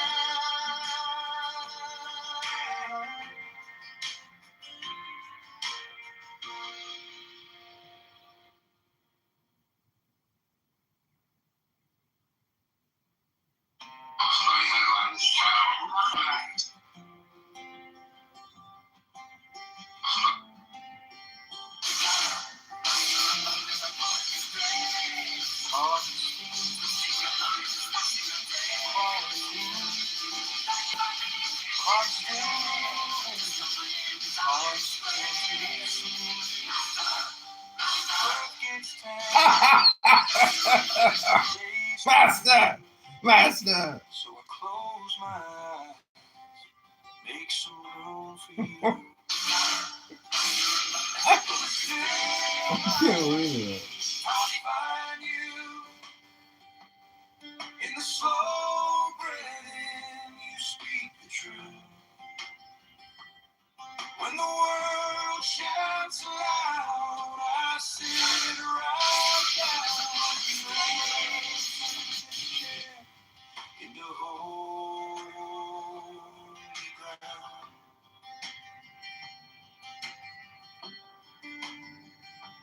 Thoughts like thunder rolling fast, old regrets, future plans. But your name like a harbor sound. Every fear walks out as I breathe you in now. In the still mind, I find you. In the slow breathing, you speak the truth.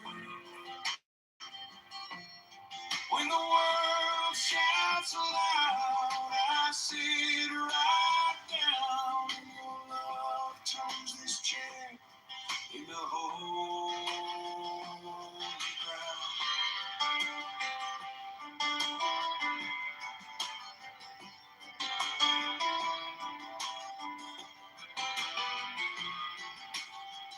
No burning bush, no parted sea, just a worn out man on aching knees. But in this quiet, you lean in close. I lose my worry. I hear your voice. These days are up. In the street, Border Patrol agents are. I find you. In the slow breathing, you speak the truth. When the world shouts aloud, I sit right down, and your love turns this chair into holy ground.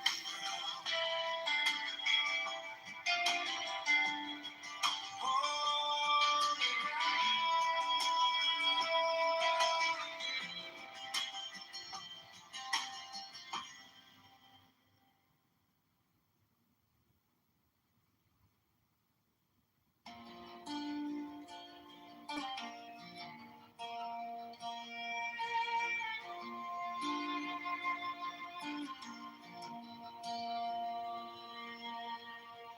floor is cold under my knees.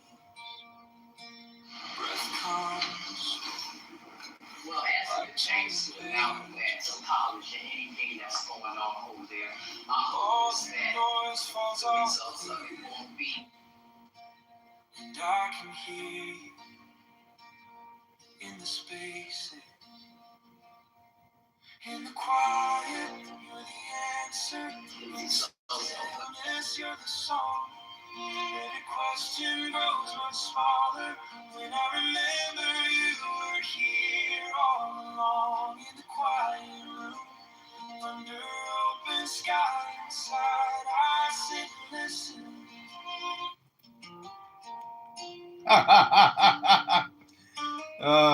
Could have been us, buddy.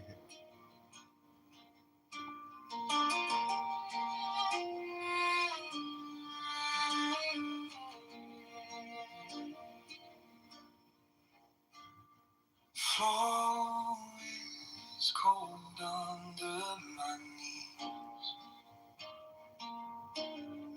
Breath comes slow, like turning pages.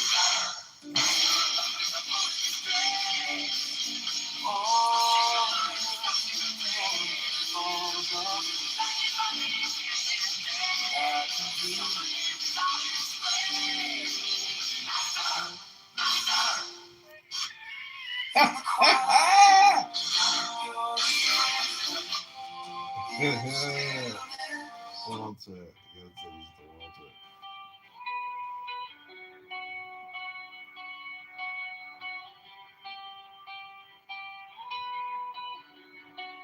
You measure your thoughts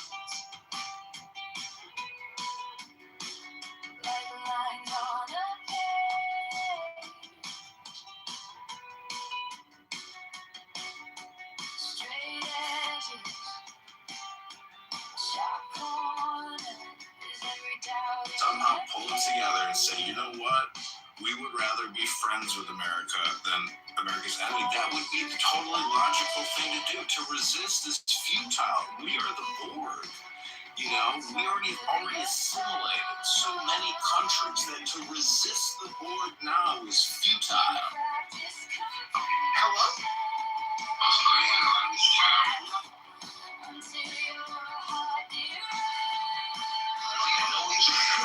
People get together and try to make it across. That's exactly what happened.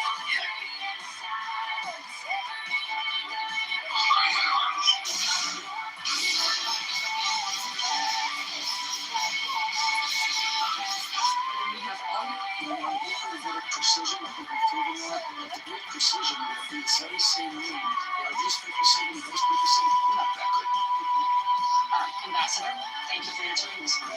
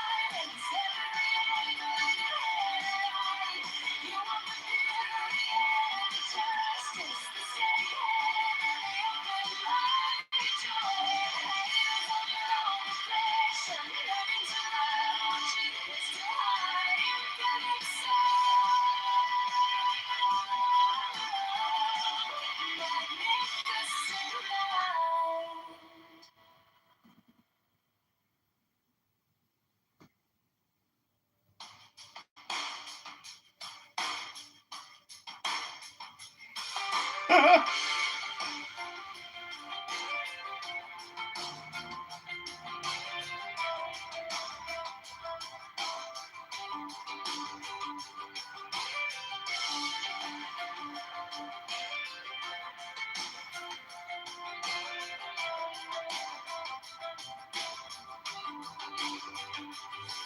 your thoughts like lines on a page.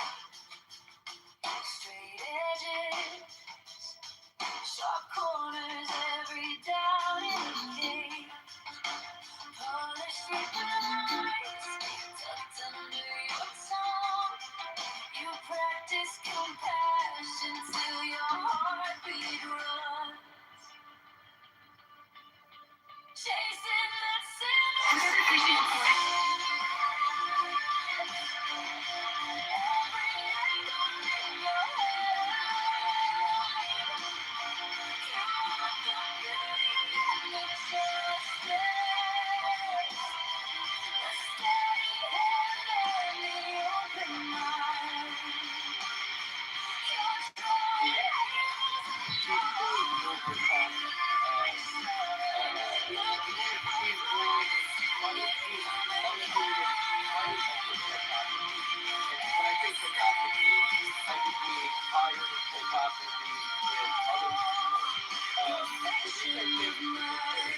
Narcissism, on the other hand, and all psychopaths are typically narcissistic. Narcissism, I see, is detrimental because in an individualistic culture, drawing attention to yourself can largely generate envy from others, and even in a collectivistic culture. So I think if you're narcissistic without being psychopathic, you're going to be in a lot more trouble because you're going to draw negative attention. Like the Jordan Shaw, the narcissist psychopath. The narcissist like the recognition, and if you have too much of one and too little of the other, you're in trouble. So anyways, I don't know. I thought I would kind of bring the conversation back to that, but maybe it's too much of a digression. Well, it's a good point to raise, and this, goes back to the distinction I was making earlier between primary psychopathy and secondary psychopathy. So, this was a concept introduced by Cartman, and many people in the field today talk about it from a multidimensional approach. So the primary psychopathy involves characteristics which could be to some degree positive because it deals with low anxiety, low fear, emotional coldness, a lack of remorse, and that type of thing. The secondary psychopathy, on the other hand, has more of the antisocial traits, callousness, high anxiety, and stuff like that. So I think that's where the one way that people make the division and distinction. Right, and to add to that, if psychopathy is congenital and there's a genetic predisposition, which I think there is data supporting that, Euro, correct me on what's current, then it makes sense that some of these traits are perpetuated, some of these traits are carried into subsequent generations and become more prominent than not, because powerful people are going to procreate, are well resourced often enough, and they will, and their offspring will ultimately benefit. So these are kind of questions society is dealing with.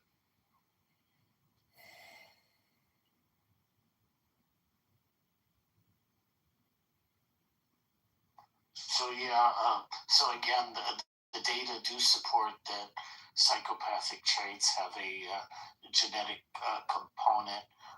Again, my fear is that people are going to oversimplify this to say it's simply genetic. So, like most of these traits, there's both a genetic component and environmental component. But the data do support a strong genetic component.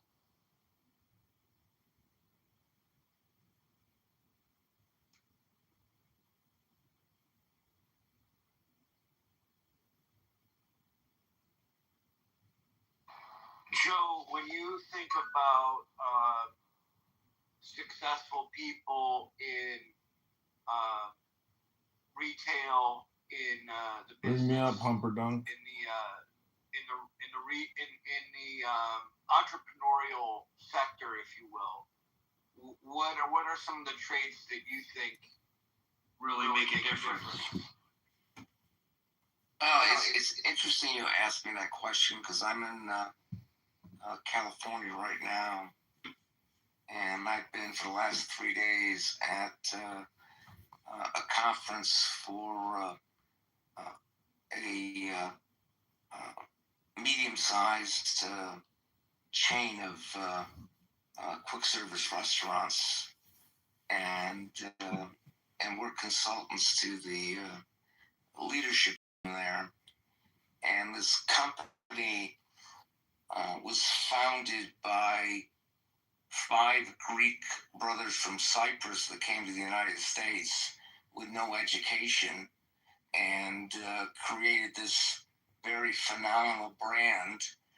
And I don't know much about their background other than they are ethnically Greek in the United States and have created a phenomenal company with almost no education at all. So I don't know why they're successful, other than their enduring commitment to a work ethic. So the answer to your question is, I think it varies. I don't think there's one typology for this kind of thing. And again, I'll go back to your original question. I think nurture is way more important than genetics and who your parents are. I think that's what you learn from your parents, and you carry through that. And I'll also reference back to what I said about Ashkenazi Jews, which were predominantly in Eastern and Western Europe. Yeah, I think this goes back to Dr. Jordan's earlier point, and I should probably explain what I mean when I say something is mostly genetic. So I looked up the percentage for these psychopathic traits like callousness and whatnot. It's very high. So depending on the studies, it falls into the 40 to 80% range. And I see that there's other studies with 7-year-olds that also show substantial genetic risk. But this does not mean, I think, what some people conclude from this. So when I say something is mostly genetic, it just means that that this heritability is a population statistic. So it tells you how much variation there is between people in a given sample that is associated with genetic differences under those conditions. It doesn't tell you that, and it doesn't suggest that this trait is unchangeable in a particular given individual, and it does not rule out large environmental effects. It's simply saying, as a population statistics, a large degree of the variation is explained by the genetic differences. And like I said, and most of these studies, that genetic component is very high, in the range of 60 to 80%, generally speaking. Well, thank you very little, Dr. Euro. Dr. Humperdink, I'm just wondering, since you're constantly bringing up narcissists and psychopaths, is it projection, or are you just a nice guy who likes talking about these topics? Thanks for your consideration, Dr. Humperdink. Great question. I thought, I was reading, well, you guys should read about borderline psychopathy. I was reading about borderline psychopathy the other day, and I was like, holy shit, I'm a borderline psychopath. I wonder about that. In fact, actually, I shouldn't say psychopath. My neuroses would suggest that I'd be more likely a sociopath and get in my own way than a psychopath who's very premeditated. I mean, really, these people have great leadership qualities. And I'm not good at managing people because, and leadership isn't just managing people, of course, but I say that because I think psychopaths are not only good leaders, but can be good managers because they're decisive. And someone comes to them and says, I have this problem, blah, blah, blah. They have no problem saying, well, the rules are this. I don't care what happened, blah, blah, blah.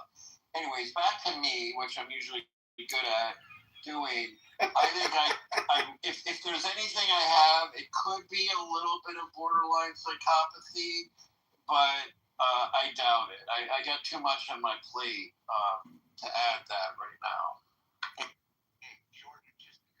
The lack of empathy doesn't make you a psychopath or a narcissist. See, Dr. Jordan, by constantly bringing up psychopaths and narcissists, you leave out other characteristic traits like sex addict or peeping Tom or pervert. How many of those things might describe you more accurately than borderline psychopath? That's a good question. I've never been one to indulge in like hard drugs, and I always thought like okay, I'm reading about. I don't know if you heard this story about these Alexander brothers, these three brothers on the East Coast who just got in a ton of trouble for drugging women supposedly, and they were apparently top end luxury real estate gurus on the East Coast, and now they may go to jail for the rest of their lives. And what made me think, I was thinking, are they do they have psychopathy, a bit of narcissism? Maybe a little, a bit of that stuff, right? Anyone want to talk about that story for a second? I'm not trying to get you off that topic, Magus, but it made me think of this. It's an interesting story, but you can actually video evidence of psychopaths is a really good way to look at psychopaths. Like the Iceman killer, when he was asked, would you kill me right now? He goes, yes, absolutely. Just like so cold. His skin looks disgusting. So like what I'm trying to say is like you might start out not as a murderous psychopath, but then become a murderous psychopath. And then later on, and let's say you're in the mafia and you kill a bunch of people as a hitman, by the time you're 70 and all crusty and nasty, like you're a bona fide, disgusting, mass murdering human piece of shit. Now, how many human pieces of shit mass murderers have there been throughout human history? Fucking millions. This is how I know I'm not really a psychopath, because a psychopath wouldn't spend any amount of time thinking about are they this or that. They're just in a mode of getting what they want out of life, and good on them, I suppose. But that's the one reason I know that I don't meet the criteria, although I once questioned things, because like I sit there and literally think and concern myself with how I present or this, that. They don't care at all. Like I was watching this fascinating thing about female psychopaths the other day, and it was really talking about female psychopaths in the workplace and the dynamic of women being abusive toward men or other women in the work, that kind of a thing. And it was very interesting. I'll try and find the YouTube, but it really wasn't. Although it was about women psychopaths, it really catered to others. The one thing that came out of it that differentiated women psychopaths from men was that women psychopaths used more relational abuse. So, for example, if women wanted to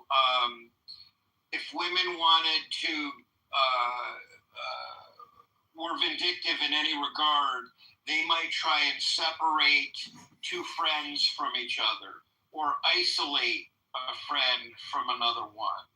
Whereas men were less likely to focus on relational issues as a way to punish either a colleague or a partner or whatever. That was maybe the one takeaway thing that I seem to understand. And everybody has tendencies to do that, but again, that was kind of a common denominator. So you're explaining the movie Mean Girls? I actually never saw Mean Girls, but I can imagine probably. Well, what Dr. Jordan said made me start thinking a little bit. Because, I borderline psychopathy is not a term that I would typically use, but it did make me think of, three different groups, which do have some interesting characteristics. So, basically, people with, subclinical psychopathic traits. So, these would be traits that are present in what we call psychopathic individuals, but below the level of dysfunction. Then you have successful, or what's called successful psychopathy, which is psychopathic traits in individuals who do happen to function well, but somehow are able to avoid prison and in some instances can reach high status roles. And then you just have what I think a lot of people mean by it, which is just the more socially adaptive side of psychopathy, like boldness and fearless dominance. So there was actually a study that was done on U.S. presidents. I guess it would have been about 10 or 15 years ago, that was called Fearless Dominance and the U.S. Presidency. And it looked at 42 presidents up to and including George W. Bush. And they measured their performance by something they called fearless dominance, which was basically a combination of boldness, social dominance, physical fearlessness, and immunity and anxiety. And they did find that presidents that had this higher degree of fearless dominance come off as or are perceived as more successful presidents. So it was kind of interesting. Well, the thing is, we want a leader who is not a psychopath, but yet is basically the philosopher king. Someone who isn't cruel, sociopathic, ignorant. Age has a lot to do with that. But I thank God we have Donald Trump and not Kamala Harris, because if Kamala was drinking, Hennessy Courvoisier on the rocks while this Iran war was kicking off, I mean, she would have gone thermonuclear. She would have gotten a 5-star general on the phone at Raytheon Boeing Northrop Grumman and been like, how much is it going to cost? What do you want to do? All right, let's do it, General. Let's do it.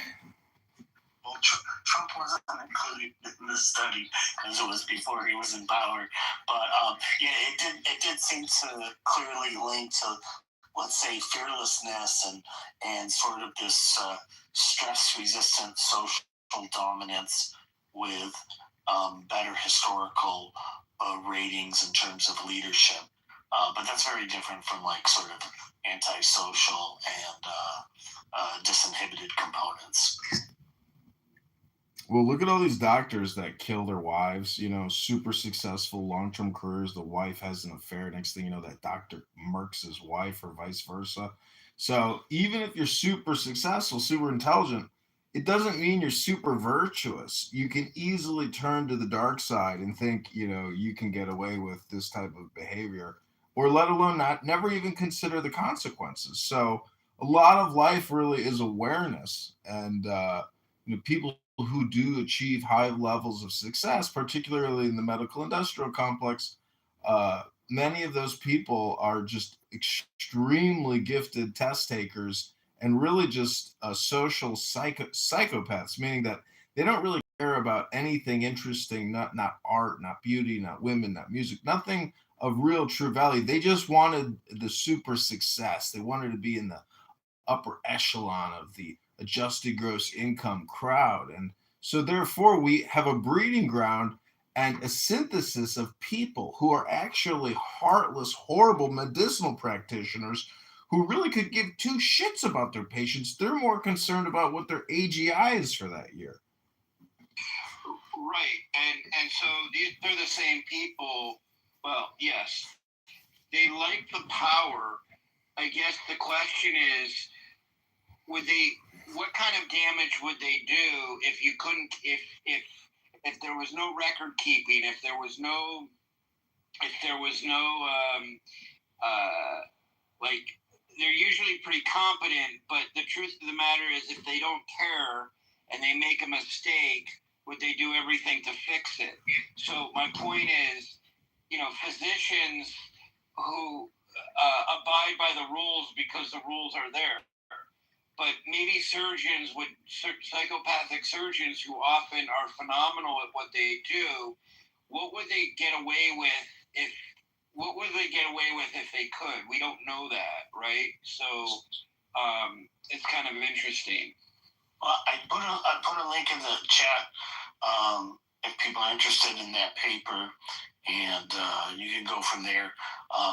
So the title of it is "Fearless Dominance in the U.S. Presidency: Implications of Psychopathic Personality Traits for Successful and Unsuccessful Political Leadership," which I think is what you were getting at, which is some psychopathic traits can be a factor in successful leadership.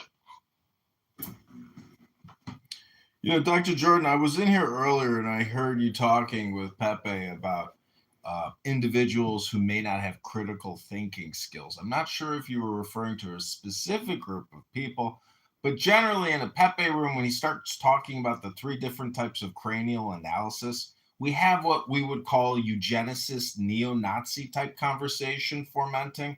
And as you know, Pepe is a hardcore racist, white supremacist, and human piece of shit. But all I want to say is basically that if you think black people are inferior genetically and therefore intellectually, you're retarded and you don't understand conditioning. And that's why I have to want to try to recondition this room a little bit to prevent itself from indulging in what I would call low IQ brain rot, led by the Dr. Pepe history hypnosis class of stupidity. I know it may be entertaining and all, but honestly, when I read a book, I always remember just how stupid Pepe is. So Dr. Humperdick, don't come in here and, actually try to back up Pepe's, dark, racist, white supremacist, low IQ stupidity, because that's all it really is. I hate to break the bad news to you, but, but participating in a Pepe event, you are creating an experience of credibility for this little fucking racist human piece of shit who's low IQ and stupid. This fucking piece of shit Pepe, who's probably sleeping right now, hasn't read a book in 10 fucking years. He doesn't go to the gym. He just comes on here and says the fucking Jews and fucking this and fucking black, everything. Pepe is a fucking stugats, a stupid human piece of shit. I'm complete. Good night. No, we agreed on certain things when we started the room because I felt that, and I've been corrected by Gary, but I know you don't like Gary's rooms, but Gary made a good point. Like, I don't think Steve Witkoff and Jared Kushner should be allowed to operate as diplomats because I think it's going to come back to haunt the Jewish community because they're Jewish and obviously, and the optics I don't think look good, even though they may be fantastic diplomats. I think there's some issues there. So that was kind of how the conversation started. But Pepe actually was talking about Tucker Carlson, how much he likes Tucker Carlson. Well, Tucker is a sensationalist. And I even think his heist about his tobacco getting looted is fake news because he knows how to manipulate in order to draw attention. And it's really just the attention economy. So if Pepe likes the fact that Tucker creates sensationalistic, racist hate material to gain attention and thus viewership to sell more ads and more chewing tobacco, well, again, I will just say Pepe is low IQ. He doesn't read books. He probably has traumatic brain injury from being a boxer. And, he enjoys the hype and the sensation of trying to draw attention to his racist, stupid, commentary. But that's all it really is. He's incredibly stupid. And I'm just glad that he's sleeping so I can continue to roast his intelligence, which just isn't there. If you do an analysis of all the words he uses, it's very limited in scope. The man repeats himself constantly every single day, creating the same stupid rooms. And, I would just hope that you'd be more mindful, Dr. Jordan, to know that, things you say in a room like this as a professional doctor and publicity agent could be damaging to your own credibility. But since you don't have, maybe the business that you're looking for yet, you say, fuck it, I got nothing to lose. So let's just go whack it up with Dr. Peepee. But I just also wanted to say that, Dr. Jordan, do you think there's a difference between Israeli Jews and American Jews? Because I really do think there's a stark, striking, incredible difference between the actual attitude and the frame and the perspective. Most American Jews aren't going to march around and say, this is our fucking land because the Bible says it so. But if you go to Israel, there's a lot of people who will march around and point to the ground and say, it's fucking ours. It's in the paperwork. So I'm just saying there's like an attitude that Israelis have. Or, there's a lot of leftist Israelis too. But for the most part, I'm just saying that there's a big difference between an Americanized Jew and an Israelized Jew. And it's just my opinion. But do you think so? Hello?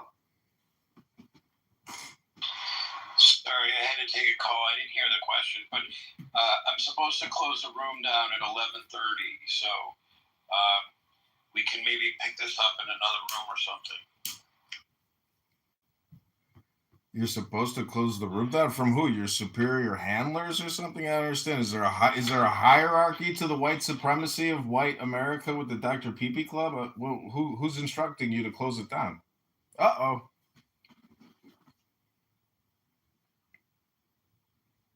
Well, Dr. Peepee's sleeping.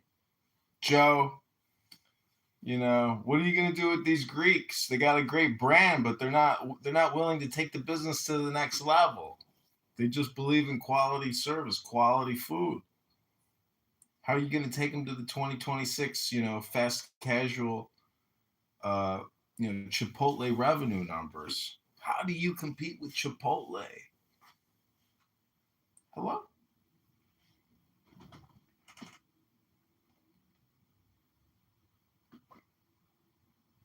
Because for $10.69 for a chicken bowl with all the salsas and the fajitas, they're just giving it away. How do they do it? How does Chipotle make money on a $10.69 chicken bowl when I know there's like $9, $10 worth of product? Are they really making $1 per bowl? Oh my God. It just can't be. Well, we got a lot of Clubhouse superstars in here. We got Redondo Beach Matt. We got Alan. Oh man, he was like so starstruck to be on what's his face's stage the other day. He's like, I want to thank all the mods for letting me up here. I really appreciate you letting me speak.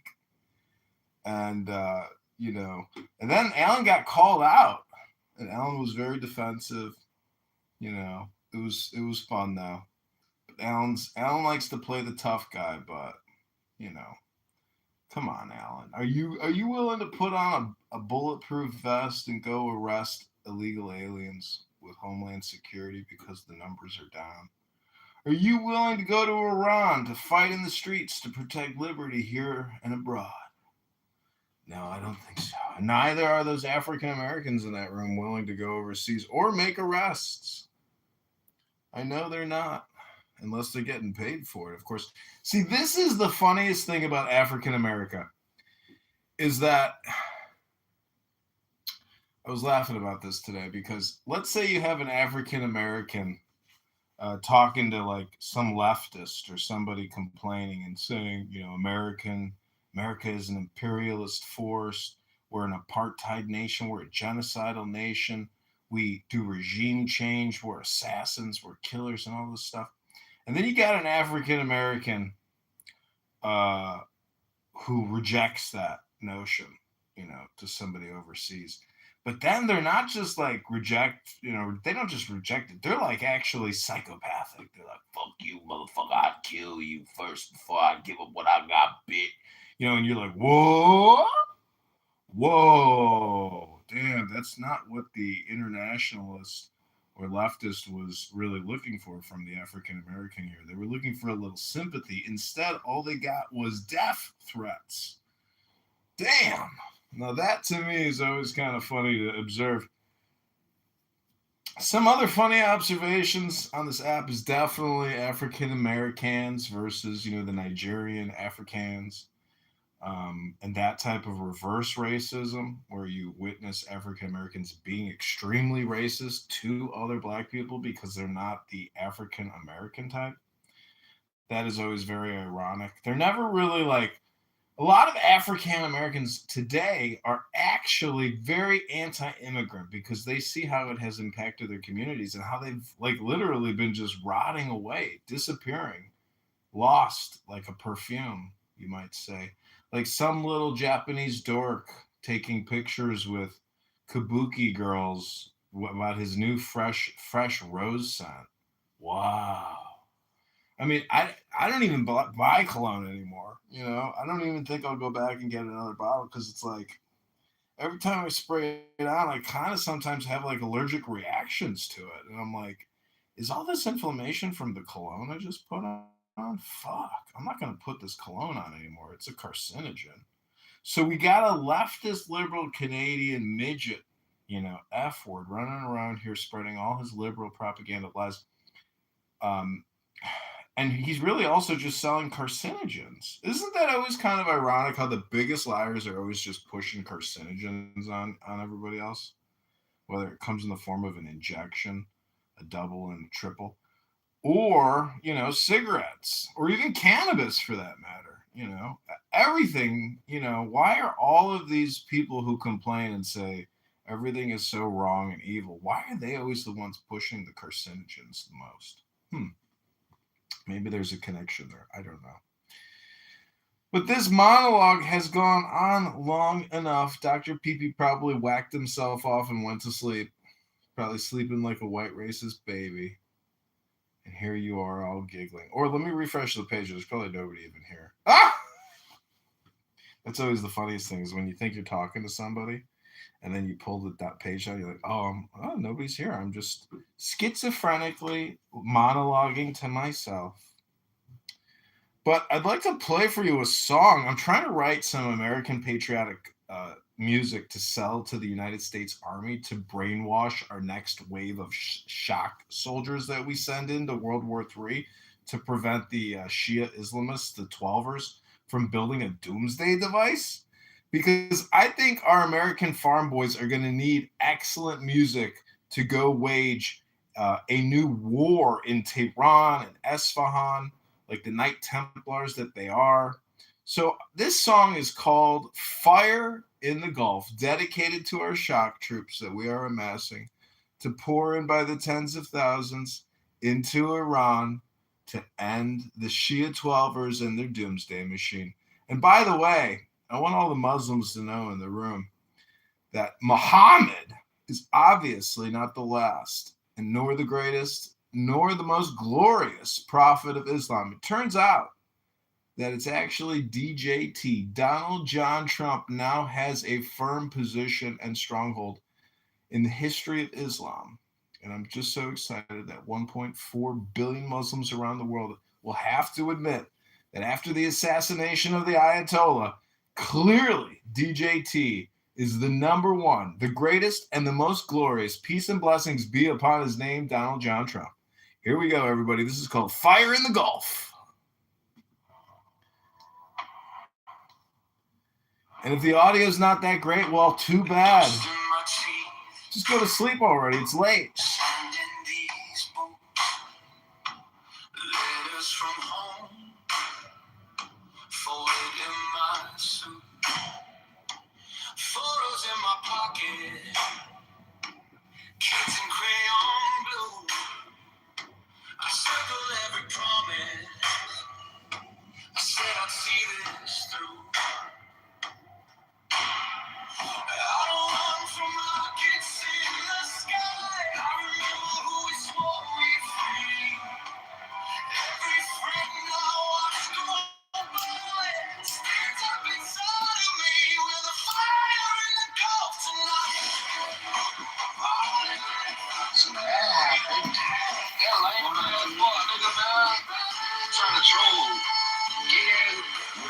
Smooth now.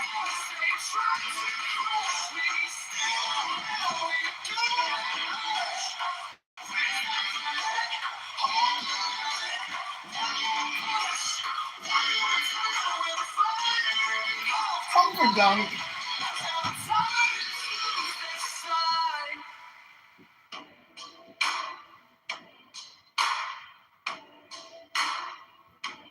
Radio crackle, names in the dark, whispers of prison, chained open scars. I see their faces across this wire. They're begging for a match. We're bringing them a fire. I don't know men who deal in fear. I remember why I came so far. Every tear that fell out here burns brighter than a star. With a fire in the Gulf tonight. Rolling like thunder, we won't break. We burn.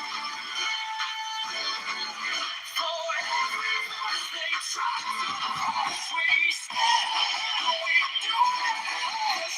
Raise the flag, hold the line. One more push, one more time. Fire tonight, till the tides lose their side. From the farms in Iowa to the streets of Abaddon, hope rides in our armor, hand in hand, man to man.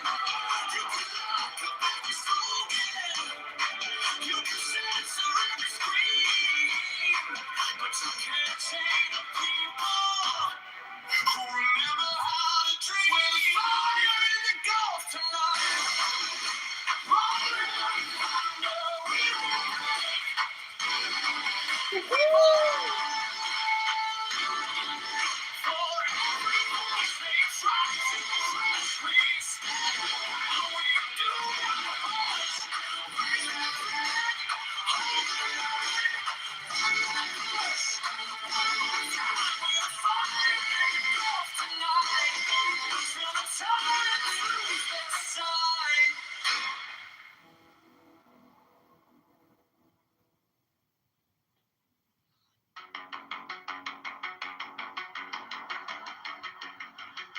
Dusting my teeth, sanding these boots, letters from home, folded in my suit, photos in my pocket, kids in crayon blue. I circle every promise, I said I'd see this through. I don't run from rockets in the sky, I remember who we swore we'd free. Every friend I watch go by stands up inside of me. With a fire in the Gulf tonight, roaring like thunder, we won't break. We rise. For every voice they try to crush, we stand our ground, we do not hush. Raise that flag, hold the line. One more push, one more time. With a fire in the Gulf tonight, till the tyrants lose their sight. Radio crackles, names in the dark, whispers of prisons, chained open scars. I see their faces across this wire. They're begging for a match. We're bringing them a fire. I don't bow to men who deal in fear. I remember why I came so far. Every tear that fell out here burns brighter than a star. With a fire in the Gulf.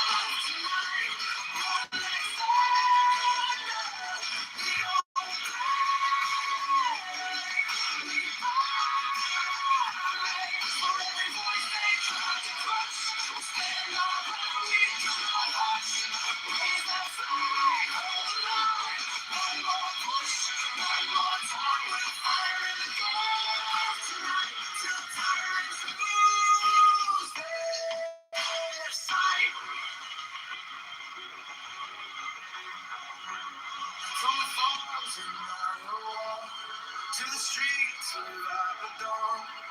Hold your rising armor hand in hand, man to man. Oh, you can lock up every slogan, you can censor every scream, but you can't say to people who remember how to dream.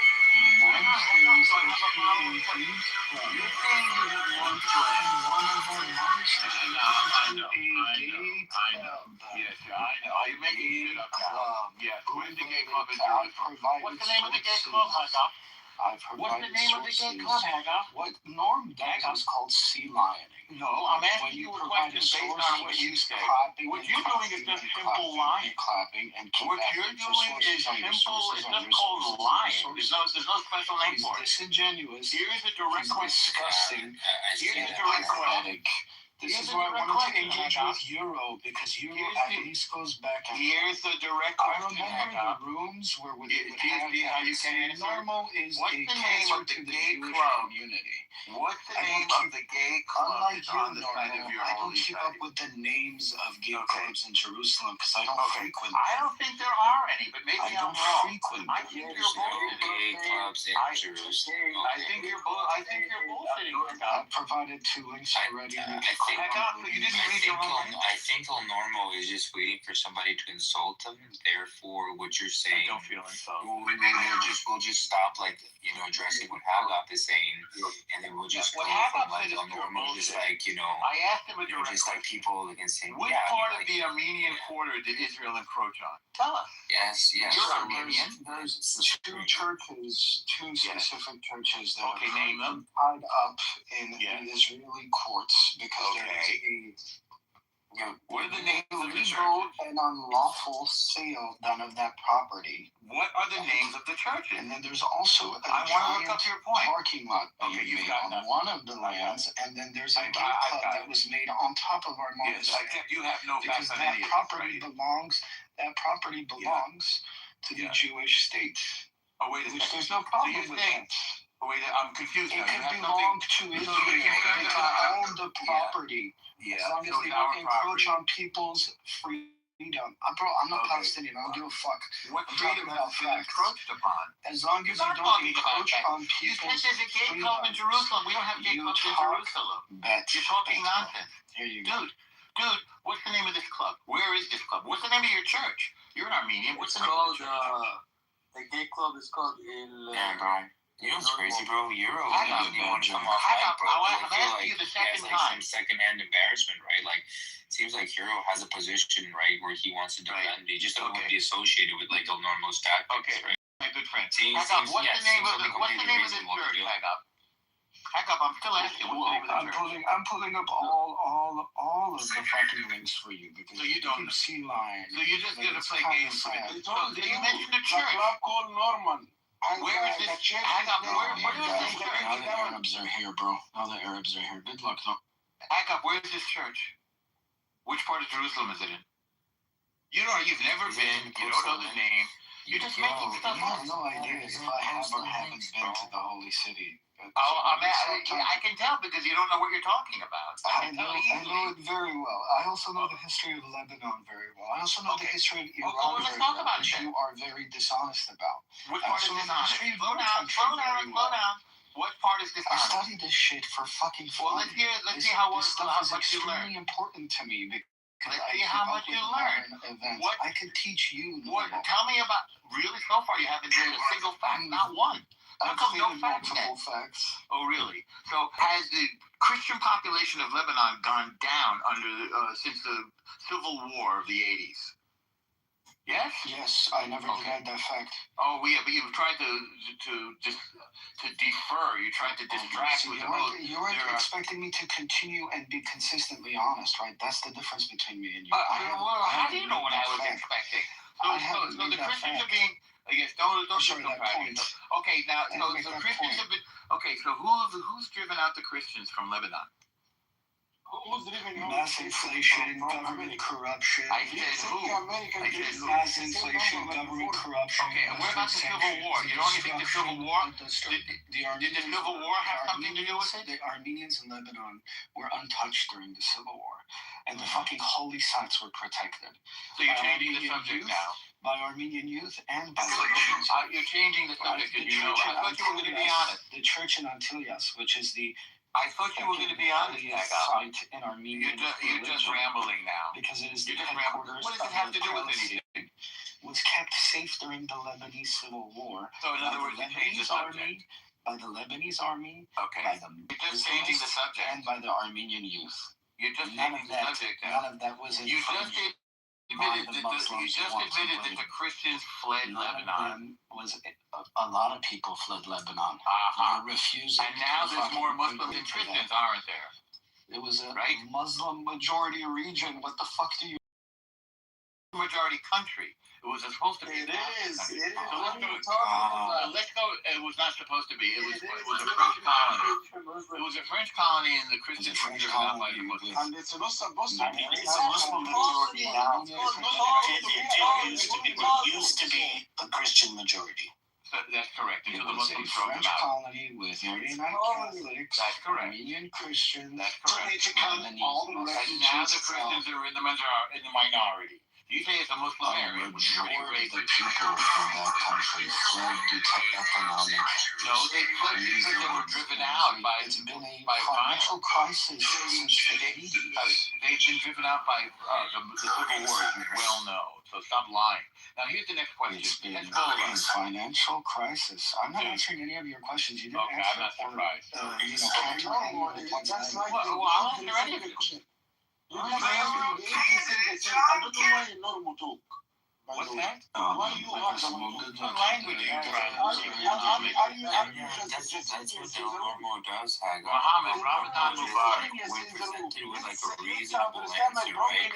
He'll just interrupt you and then just try to. I stop you when you lie. And then he thinks like, I'm gonna get back to have a conversation. I'm obviously winning. I'm not a victim. Because they're all presented with a normal conversation. Okay, I literally asked you what you were talking about. In the panel, and normal is stupidness. What? Finally, you should. What language is this? It's Arabic, motherfucker. We know our language. You got that? Ramadan Mubarak. Now facing the nightmare, motherfucker. Yeah, man. It's our land, man. Dude, I hear your camel language. If you want to occupy the land, I can hear your camel. If you want to occupy the land, you should learn the language of the land, come back to motherfucker. bed, Muhammad. Your camel's calling right now. Right now, Mr. Normal. If you don't want Mr. Normal to be fucked, look at Israel right now. Muhammad, your camel's calling you. All right. That's actually a good performance. Here's a piece. What? Bro, it's so funny how you have more.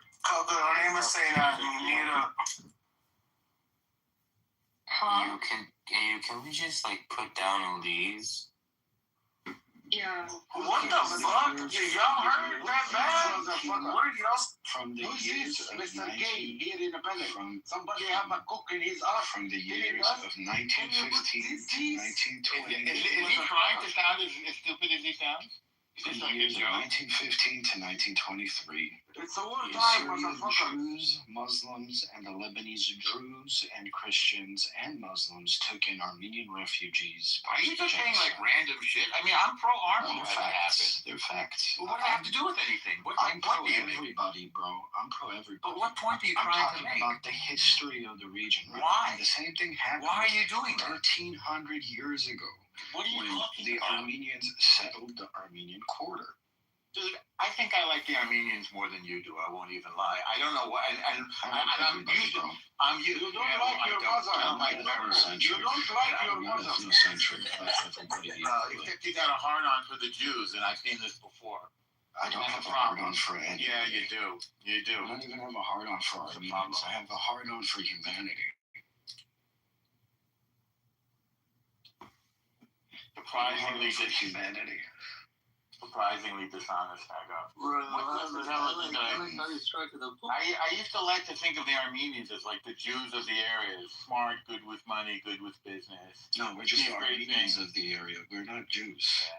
No, well, I like to think of you as Jews of the area because you were smart and capable. And you took care of your community, but you're not living up to that expectation. We've continued to, and by being fostered and also fostering refugee groups. That's the history of our peoples, both shared history of our peoples, right?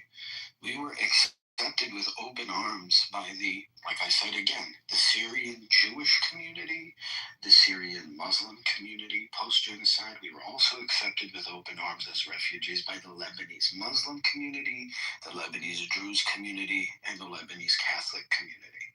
And I said the same thing happened. And at the time, that's all very touching. Are you making a point? 1,300 years ago. The problem now is the only people that are encroaching on our land just so happen to be the current oppressors. I thought you said it was Israeli land. You just said it was Israeli land. How's that encroaching on your land? I literally just...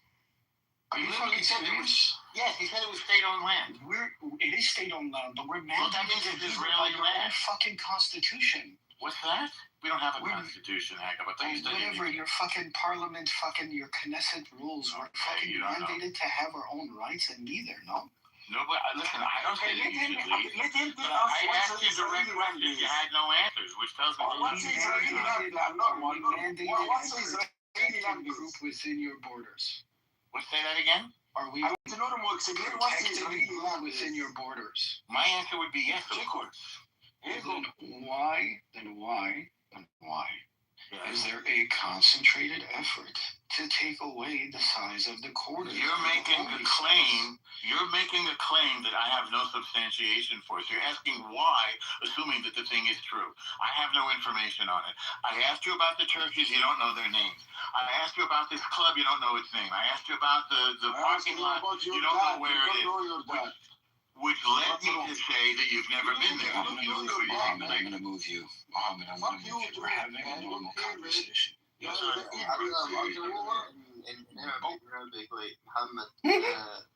he's gone, bro. He's gone. No, don't talk about his mother. That's not cool. That doesn't talk about his mother. That's not cool. Can I ask you, stupid ass? All right, there you go. You can also see yourself in the audience. Yo, I just want to let y'all know that, do you remember when the gas prices went up during the Biden administration? No, most people here were not born then. Yeah, it's not as bad. No, like, it doesn't even make sense what you're saying. Like, I'm way younger than you, normal, like... Most of you were not born during the... Oh my god, listen. Dude. What you think I'm going to say? I just said most of you were not born then. Yo, you're talking about the gas prices.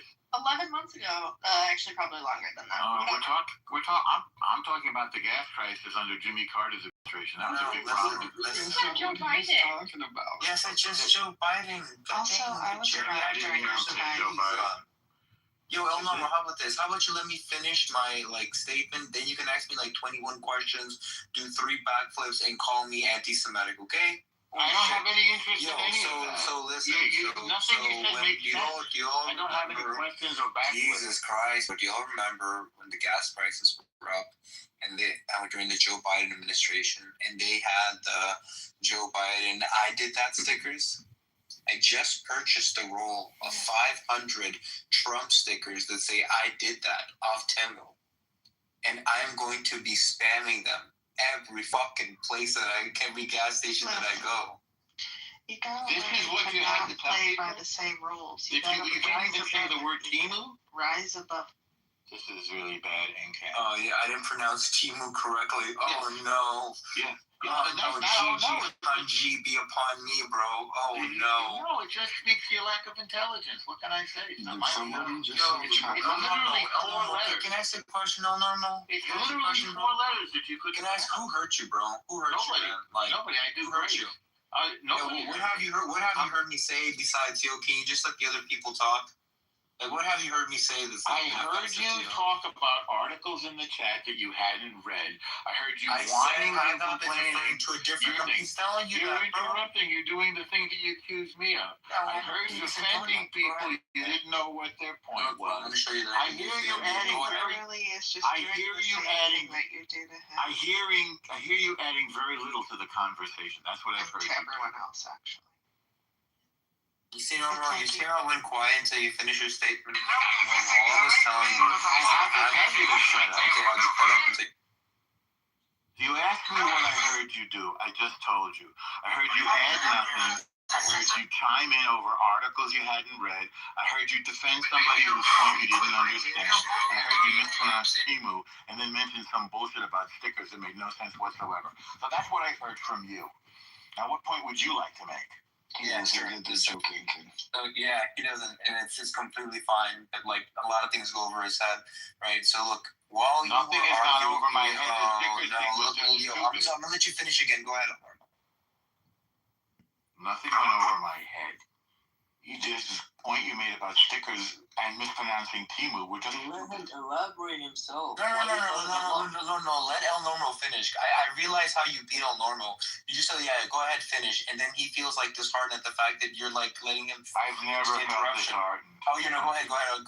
I've never felt disheartened. You have nothing but what pretending fantasies of what's going on in my head, and saying that I was hurt, and saying that I'm disheartened. Like you're schizophrenic, man. Where are you getting this shit from, really?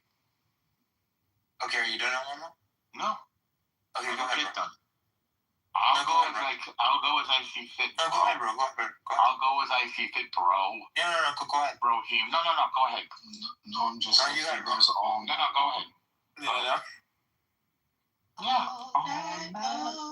I'm smarter and stronger than you. That's the point. Any other questions? And Ken? Damn. Yeah, so like, I was just telling you, Agap is saying that he's not talking about the children that threw the rocks, right? You were talking about those. You said, hey, look, these people tell like their kids to throw rocks at soldiers. I responded to the article he posted. Okay, go ahead. Yeah, go ahead, Elmer. I responded to the article he posted. Why don't you? Okay, gotcha. I mentioned that he had posted multiple articles, and when he was talking about, Go ahead.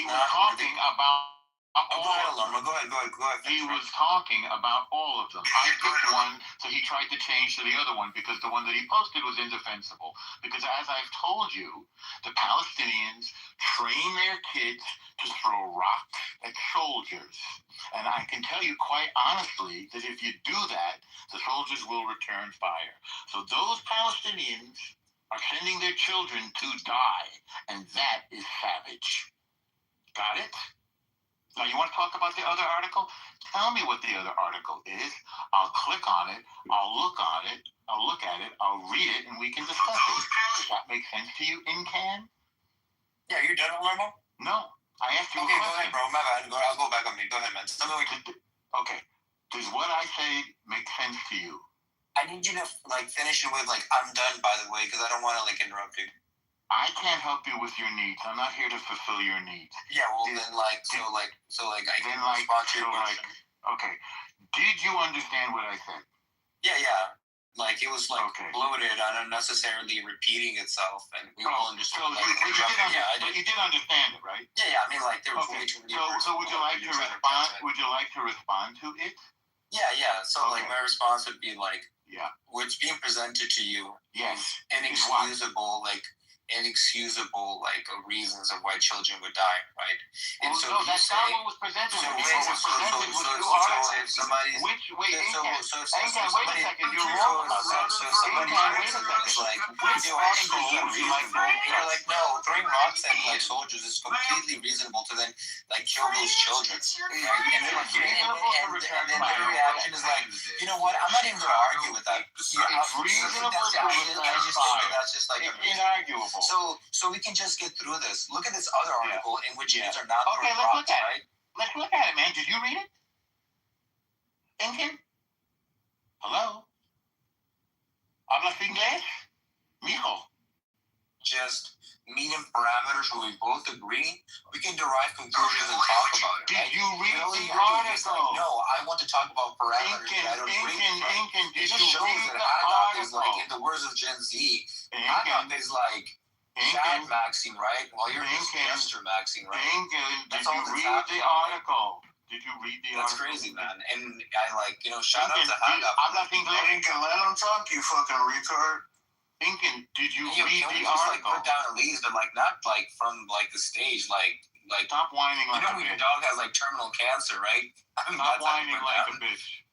Incan, Hey, yo, did you bro, read what the are the article? names, bro? Yo. Incan, No, did you man, read that the was really, article? that was really mean. I haven't been disrespectful to you. Stop whining like a I'm bitch. sorry. I haven't been whining like a bitch. You need to get out of your feelings, bro. Come on, that was unnecessary. That shows No, very a lot of poorly my from you, bro. feelings, except you're giving me. Yeah, no, you don't have feelings, bro. I'm a human being. That's fucked up, bro. Well, your what can I do? feelings Can are I not throw my rocks at you? problem or Can I throw rocks at you now? That's great. Yeah. So did you read the article? Did you read the article, Incan? What did You didn't read it, did you? Norm, What? I don't think anybody wants to have a conversation with you when you're Nobody's having a conversation with me.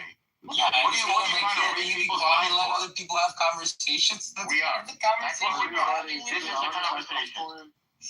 This is the conversation that we're having. Yo, Coco, it's like people are telling him like, yo, can we just like have like a regular conversation? That's what we're doing. And like, you know, This is our regular and he's like, no, dude, people want to have conversations with me. In fact, they're having conversations about not wanting to have a conversation with me. This is the Have a conversation. conversation with me. This is the conversation, Incan. You didn't read the article, did you? Yes, like, and normal, I did. Normal, I did. You read the article? Normal, Okay, yeah, let's read it together. Put a copy of the article in the chat. Let's read it together. It's already in the chat. We told you which one it was. You said, hey, you click on left. No, you didn't say which one it Rock. So put the article in the chat. You put it right at the bottom so we can all click on it. We'll read it together, okay? Do that now. Copy and paste it in. Come on, we'll have that nice conversation you wanted to have. Yeah, like we checked out normal, like you just checked seem out? unreasonable. You didn't read the article. We just seem like an unreasonable interlocutor, right? Like, is it unreasonable to say like let's the look amount at the of article? honesty we see like with you is like Is it unreasonable right? to say The let's only look trick at we the do is article? like trying to rage bait us until I engage with you. But we just like we I don't know want to you've got engage all with you. sorts of Not psychological because we analysis. think that you have like great points. We're just like, dude, why waste our time? You've got all sorts of psychological analysis, but you didn't read the article, did you? right? Why didn't you read the article? Which article, Incan? The article that you referred Yeah, so like that's what I was telling. Look. I'll talk to Euro, right? Like Euro's obviously on like somewhat on the side that you're pointing out. So, look, if you scroll up in chat, right? I got posted a link to multiple articles in chat, and the one El Normo was talking about with the Rots is the last one. I think it's like the other two that I got posted, which the kids are playing soccer, right? And that's the one he's discussing. It's like that's very simple. I saw one that was a BBC article. Is that the one you're talking about? No. Let me see. Let me just look up in chat and just post it all over. Give me 1 second. Maybe it's further back. Yeah, I just do something about that. 1 second. It was a simple, straightforward thing. I said, did you read the article? It doesn't really. Yeah, I just want to talk to Euro. Euro just seems like a. I don't blame you. I don't blame you. Because you were completely out of the blue. You are mistaken, you guys. It's tough to be asked to grow up. It Sounds like fried eggs. It's tough to ask a man to be a man, isn't it? You feel victimized by it. I don't blame you, Incan. I feel sorry for you. Man up is all I'll say. Go ahead. Talk to me. Listen. I'm not throwing rocks at you. I'm not throwing rocks at you. Please don't. Just don't, Incan, because I know you have feelings and everything, but it's a little bit creepy. You did call me a bitch, bro, and I didn't say anything. No, I said stop whining like people a this or people that. I wasn't stop like whining you sound like this. All that I understand was like, yo, I think Tag Up is talking about something different, man. That's all I said. To be honest, you did act like a bitch. I won't lie. And I asked you to stop. And I think it's a reasonable request. Okay, man. I mean, that means a lot coming from you. So thank you. I know. And what you say means nothing coming from you. Yeah. So that's the difference between you and me, bro. Capiche? Me entiendo? Yeah, 100%. I respect your opinion, but therefore, like, not the as things much that as you say, I completely like. Not as much as I respect yours. Just want to make sure that you admit that you never read the article. You don't know what the fuck you're talking about. So you're Yeah, I did El Normal. Oh, yeah, what's the El okay, Normal? I tell me did. what it's El about. Normal. I did. What's the article about? Go ahead. It's about a kid getting shot by the IDF, right? And not deserving to be shot, right? And it's not the one where they're doing wrongs, right? Tell me more. Tell me more about the article. What's the story? Yeah, well, I don't know. Like, I don't know. You know, I'm just trying to get it for Europe, bro. Like, can you just stop trying to talk to me, man? Like, No, I can. whatever reason you think that like The I answer want is to talk no. to you, you can just like that. That's No, okay. I think I saw 2 articles, so I think maybe that's what you're talking about. Yeah, and yo, Euro, if you know, like, There are can you just, 3 like, in the chat, Euro. Okay, well, I saw 2 of them. I'll keep looking. wow, it's almost like Euro's like a human being, right? Where you can have like a conversation with Talking him. about the He's one like, where the he's 11-year-old kid was shot. This was like 2 years ago. Is that what we're referring to? Yeah, I didn't read them because it was all too heavy. Yeah. Yeah, a lot of them are. It's really sad. Yeah.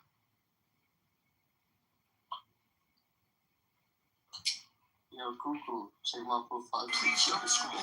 I'm just trying. Oh,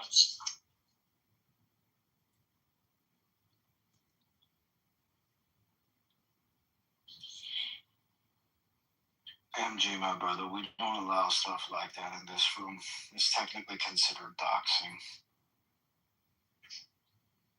If you could, please change your profile picture back to what it was. Alright, I'll do it because you asked, not because he asked. Thank you, my brother. We protect everybody's rights here. Everybody but Elise, apparently, because you guys just keep bullying fucking Elise for no reason. No, there's good reason. Thank God he laughed. Yes. What's the reason? What's the reason? Because you're beautiful, Elise. Yo, did he leave because of the profile? What the fuck? He'll be back. I wish I did it earlier. He's always here. Just mention the idea of 3 times he'll appear. That guy sucks all the air out of the room. You can't fucking breathe with him. I'm just trying to become a big content creator. You were dick riding them earlier. What the fuck? No, I wasn't. It's our audio. He kicked me from the room. He kicked me from the room.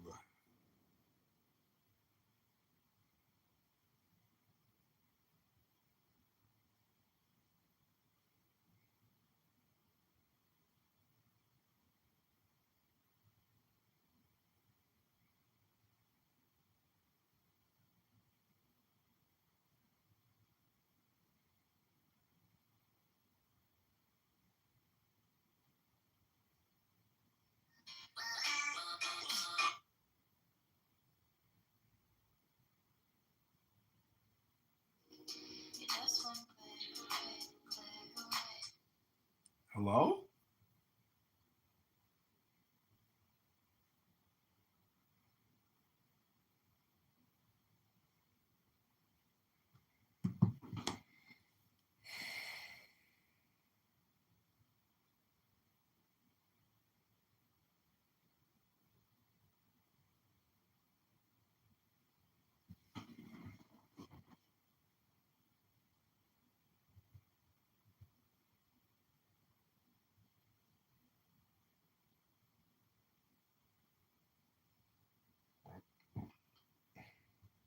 But I just thought about it. I just asked someone for $5. Some this year.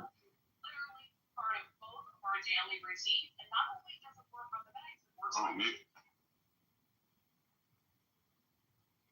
Okay, this is all normal debates, you. Please don't scroll. I'm just trying to. Please don't. To be shot, right? And it's not the one where Tell me more. Tell me more about the article. What's the story? Yeah, well, I don't know. Like, you know, I'm just trying to get it for Europe, bro. Like, can you just stop trying to talk to me, man? Like, No, I can. whatever reason, not deserving to be shot, right? And it's not the one where you're doing wrongs, right? Tell me more about the article. What's the story? Yeah, well, I don't know, like, I'm just trying to get it for Europe, bro. Like, can you just stop trying to talk to me, man? Like, No, I think whatever reason, and not deserving to be shot, right? And it's not the one where you're doing wrongs, right? Tell me more about the article. What's the story? Yeah, well, I don't know, like, I'm just trying to get it for Europe, bro. Like, can you just stop trying to talk to me, man? Like, whatever reason, and not deserving to be shot, right? And it's not the one where you're doing wrongs, right? Tell me more about the article. What's the story? Yeah, well, I don't know, like, I'm just trying to get it for Europe, bro. Like, can you just stop trying to talk to me, man? Like, whatever reason, and not deserving to. Like a bitch, I won't lie. And I ask you to stop. I think it's a reasonable. Okay, man. I mean, that can be a lot coming from you. So thank you. I know. And what you say means nothing coming from you. Yeah. That's the difference between you and me, bro. Capiche? Like a bitch, I won't lie. And I ask you to stop. I think it's a reasonable. Okay, man. I mean, that can be a lot coming from you. So thank you. I know. And what you say means nothing coming from you. Yeah. That's the difference between you and me, bro. Capiche? Like a bitch, I won't lie. And I ask you to stop. I think it's a reasonable. Okay, man. I mean, that can be a lot coming from you. So thank you. I know. And what you say means nothing coming from you. Yeah. That's the difference between you and me, bro. Capiche? Like a bitch, I won't lie. And I ask you to stop. I think it's a reasonable. Okay, man. I mean, that can be a lot coming from you. Yeah, grow up. It sounds like fried eggs. It's tough to ask a man to be a man, isn't it? You feel victimized by it. I don't blame you, Lincoln. I feel sorry for you. Man up is all I'll say. Go ahead and talk over you and grow up. It sounds like you're just like, dude, why waste our time? You got all sorts of psychological nonsense, but you didn't read the article, did you? Why didn't you read the article? Which article, Lincoln? The article that you were. Yeah, so like that's what I was telling. Look, I'll talk to Euro, right? Like Euro's on. You're just like, dude, why waste our time? Well, you got me. No, you don't have feelings, bro. I'm a human being. That's fucked up, bro. Well, you have feelings is not my problem, alright? That's right. Yeah. So did you read the article? Did you read the article, Lincoln? You didn't read it, did you? No. What? Yeah, no, you don't have feelings, bro. I'm a human being, man. And the guy, like, shout out to Hanga. I'm not being Lincoln. Let him talk, you fucking retard. Lincoln, did you read the article? Like, go down and leaves, but, like, not, like, from, like, the stage, like, stop whining on the dog has, like, terminal cancer, right? I'm busy, man. And the guy, like, shout out to Hanga. I'm not being Lincoln. Let him talk, you fucking retard. Lincoln, did you read the article? Like, go down and leaves, but, like, not, like, from, like, the stage, like, stop whining on your dog has, like, terminal cancer, right? I'm busy, man. And the guy, like, shout out to Hanga. I'm not being Lincoln. Let him talk, you fucking retard. Lincoln, did you read the article? Go down and leaves, but, like, not, like, from, like, the stage, like, stop whining on your dog has, like, terminal cancer, right? I'm busy, man. And the guy, like, shout out to Hanga. I'm not being Lincoln. Let him talk, you fucking retard. Lincoln, did you read the article? Go down and leaves, but, like, not, like, from, like, the stage, like, article in which it is or not. Okay, let's look at it. Let's look at it, man. Did you read it? Lincoln? Hello? I'm not being Lincoln. Mijo. Just medium parameters where we both could article in which it is or not, like, interrupted. I can't help you with your needs. I'm not here to fulfill your needs. Yeah, well, then, like, so, I can respond to your like, okay. Did you understand what I said? Yeah, like, it was, like, bloated and unnecessarily repeating it's, like, interrupted.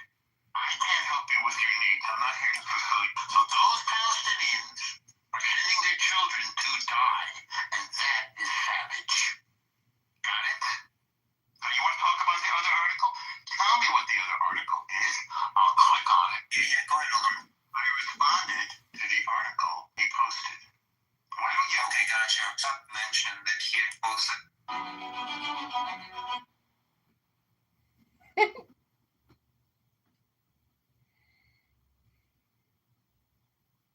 I ain't gonna lie, you can't say that. You can't.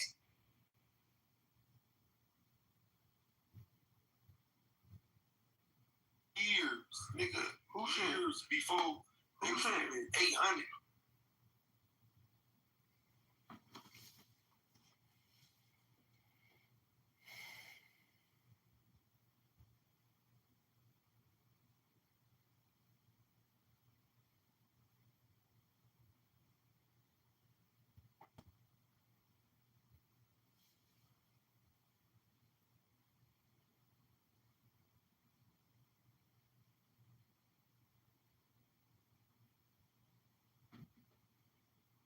friends, her child, Jet, is with one of my good friends as a drummer by the name of Lil John. Really? Lil John Roberts, yeah. That is so funny. Between you and then Spiritus, I got that Melissa Ford hookup. So like y'all know some folks on here. So friends, but I've met her, but we're not friends. Well, Spiritus knows her, so I'm trying to stay close to Spiritus so I can so one day I can run across. Wait, knows who? Come on, Melissa support. Oh yeah. We used to work together. Yeah, I remember. I know this. Like Matt knows Kadada Jones. So I got my people down. So I know it like it's great, and when I get the Jill Scott, I got Melissa Ford, and then I got Kadada do Matt. So I'm good. I got my fantasy dream team set up. All right, word. Yeah. Okay. All right. Well, I'm good. We're connecting in a couple weeks in the city. So. Oh, you a Mush? Yeah. Okay, yeah, so, because, hey, we're friends. I come to music rooms, it's hey. I love it. This is giving me Clubhouse Season 1 vibes, where it was... Absolutely is that's especially the nail. Special YouTube friends, welcome to my YouTube channel. Look at my PTR. Special YouTube friends. I want you to subscribe to this YouTube channel right now, friend. That is so cool.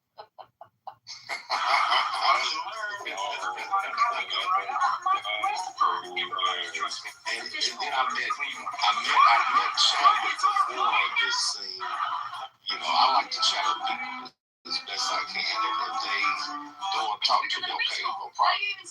But Chad was very cool talking about he was. So when we did it, he was like, man, he's like, you're the one, you're Jill Scott's day, right? I said, yeah.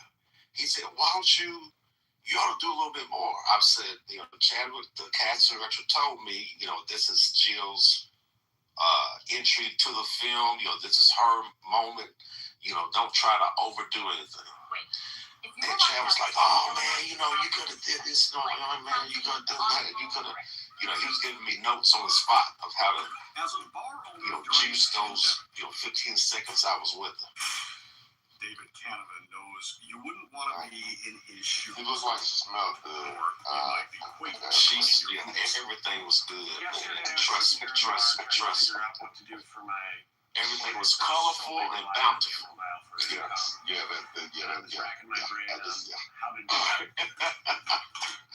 He employs 20 people at this Edison Park institution, the famed Irish bar, the Emerald Isle. Thank you all for a great discussion.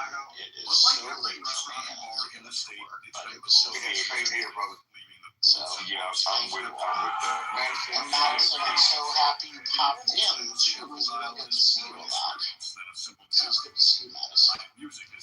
Very good. It's really sweet. It's really sweet. We'll do more of this hopefully someday. And listen, I would love, and I'm dead serious about this. Like just free. So I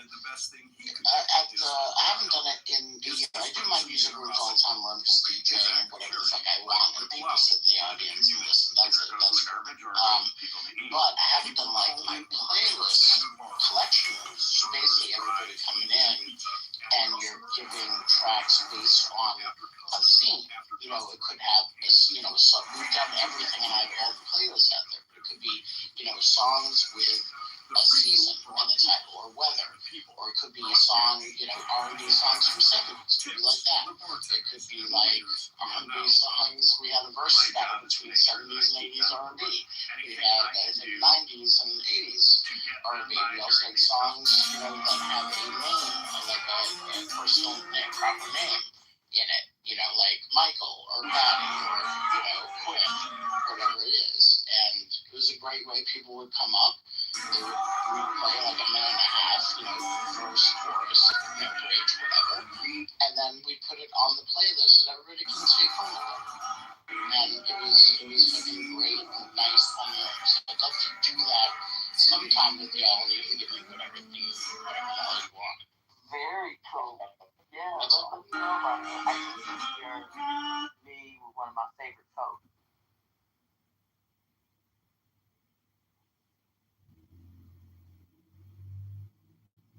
The great Al Jarreau. Absolutely. Al Jarreau. Yeah, and that and I don't think we had cell phones then, so pictures were not as readily. They were not. I mean, it's probably a good thing. It's probably a good thing. I could have.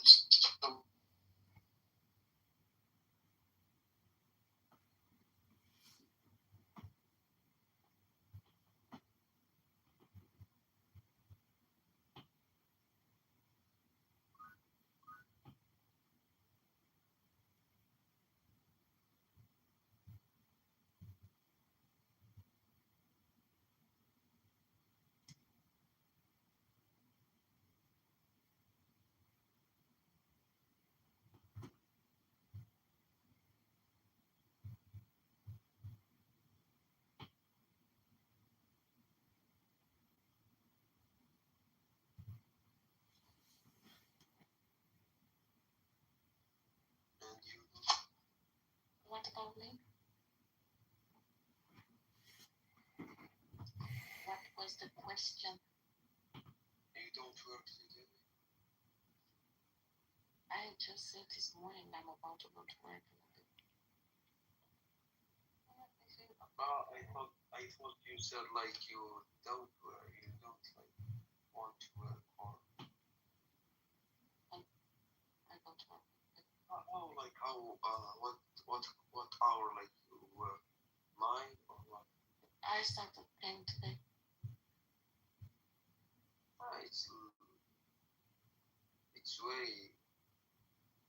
It's like 8:30 a.m. Yes. You have a lot of time. Wow, mashallah, 1 hour and a half.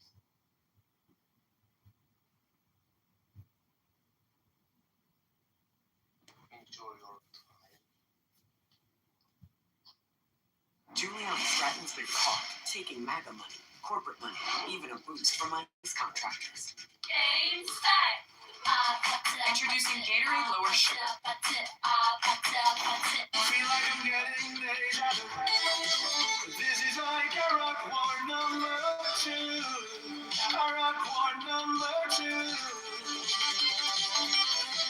like the look of those oil supplies.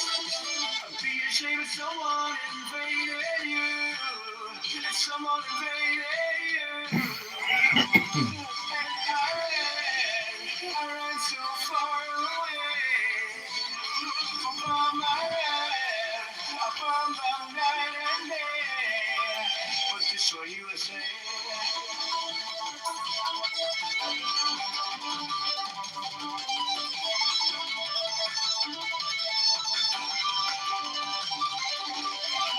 A drug appears above your head.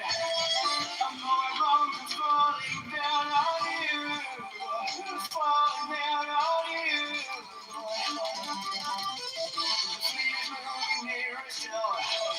The stream of hormones, it comes in view. The oil must flow through. And I ran so far away. Upon my red, upon them night and day. But to show you a say.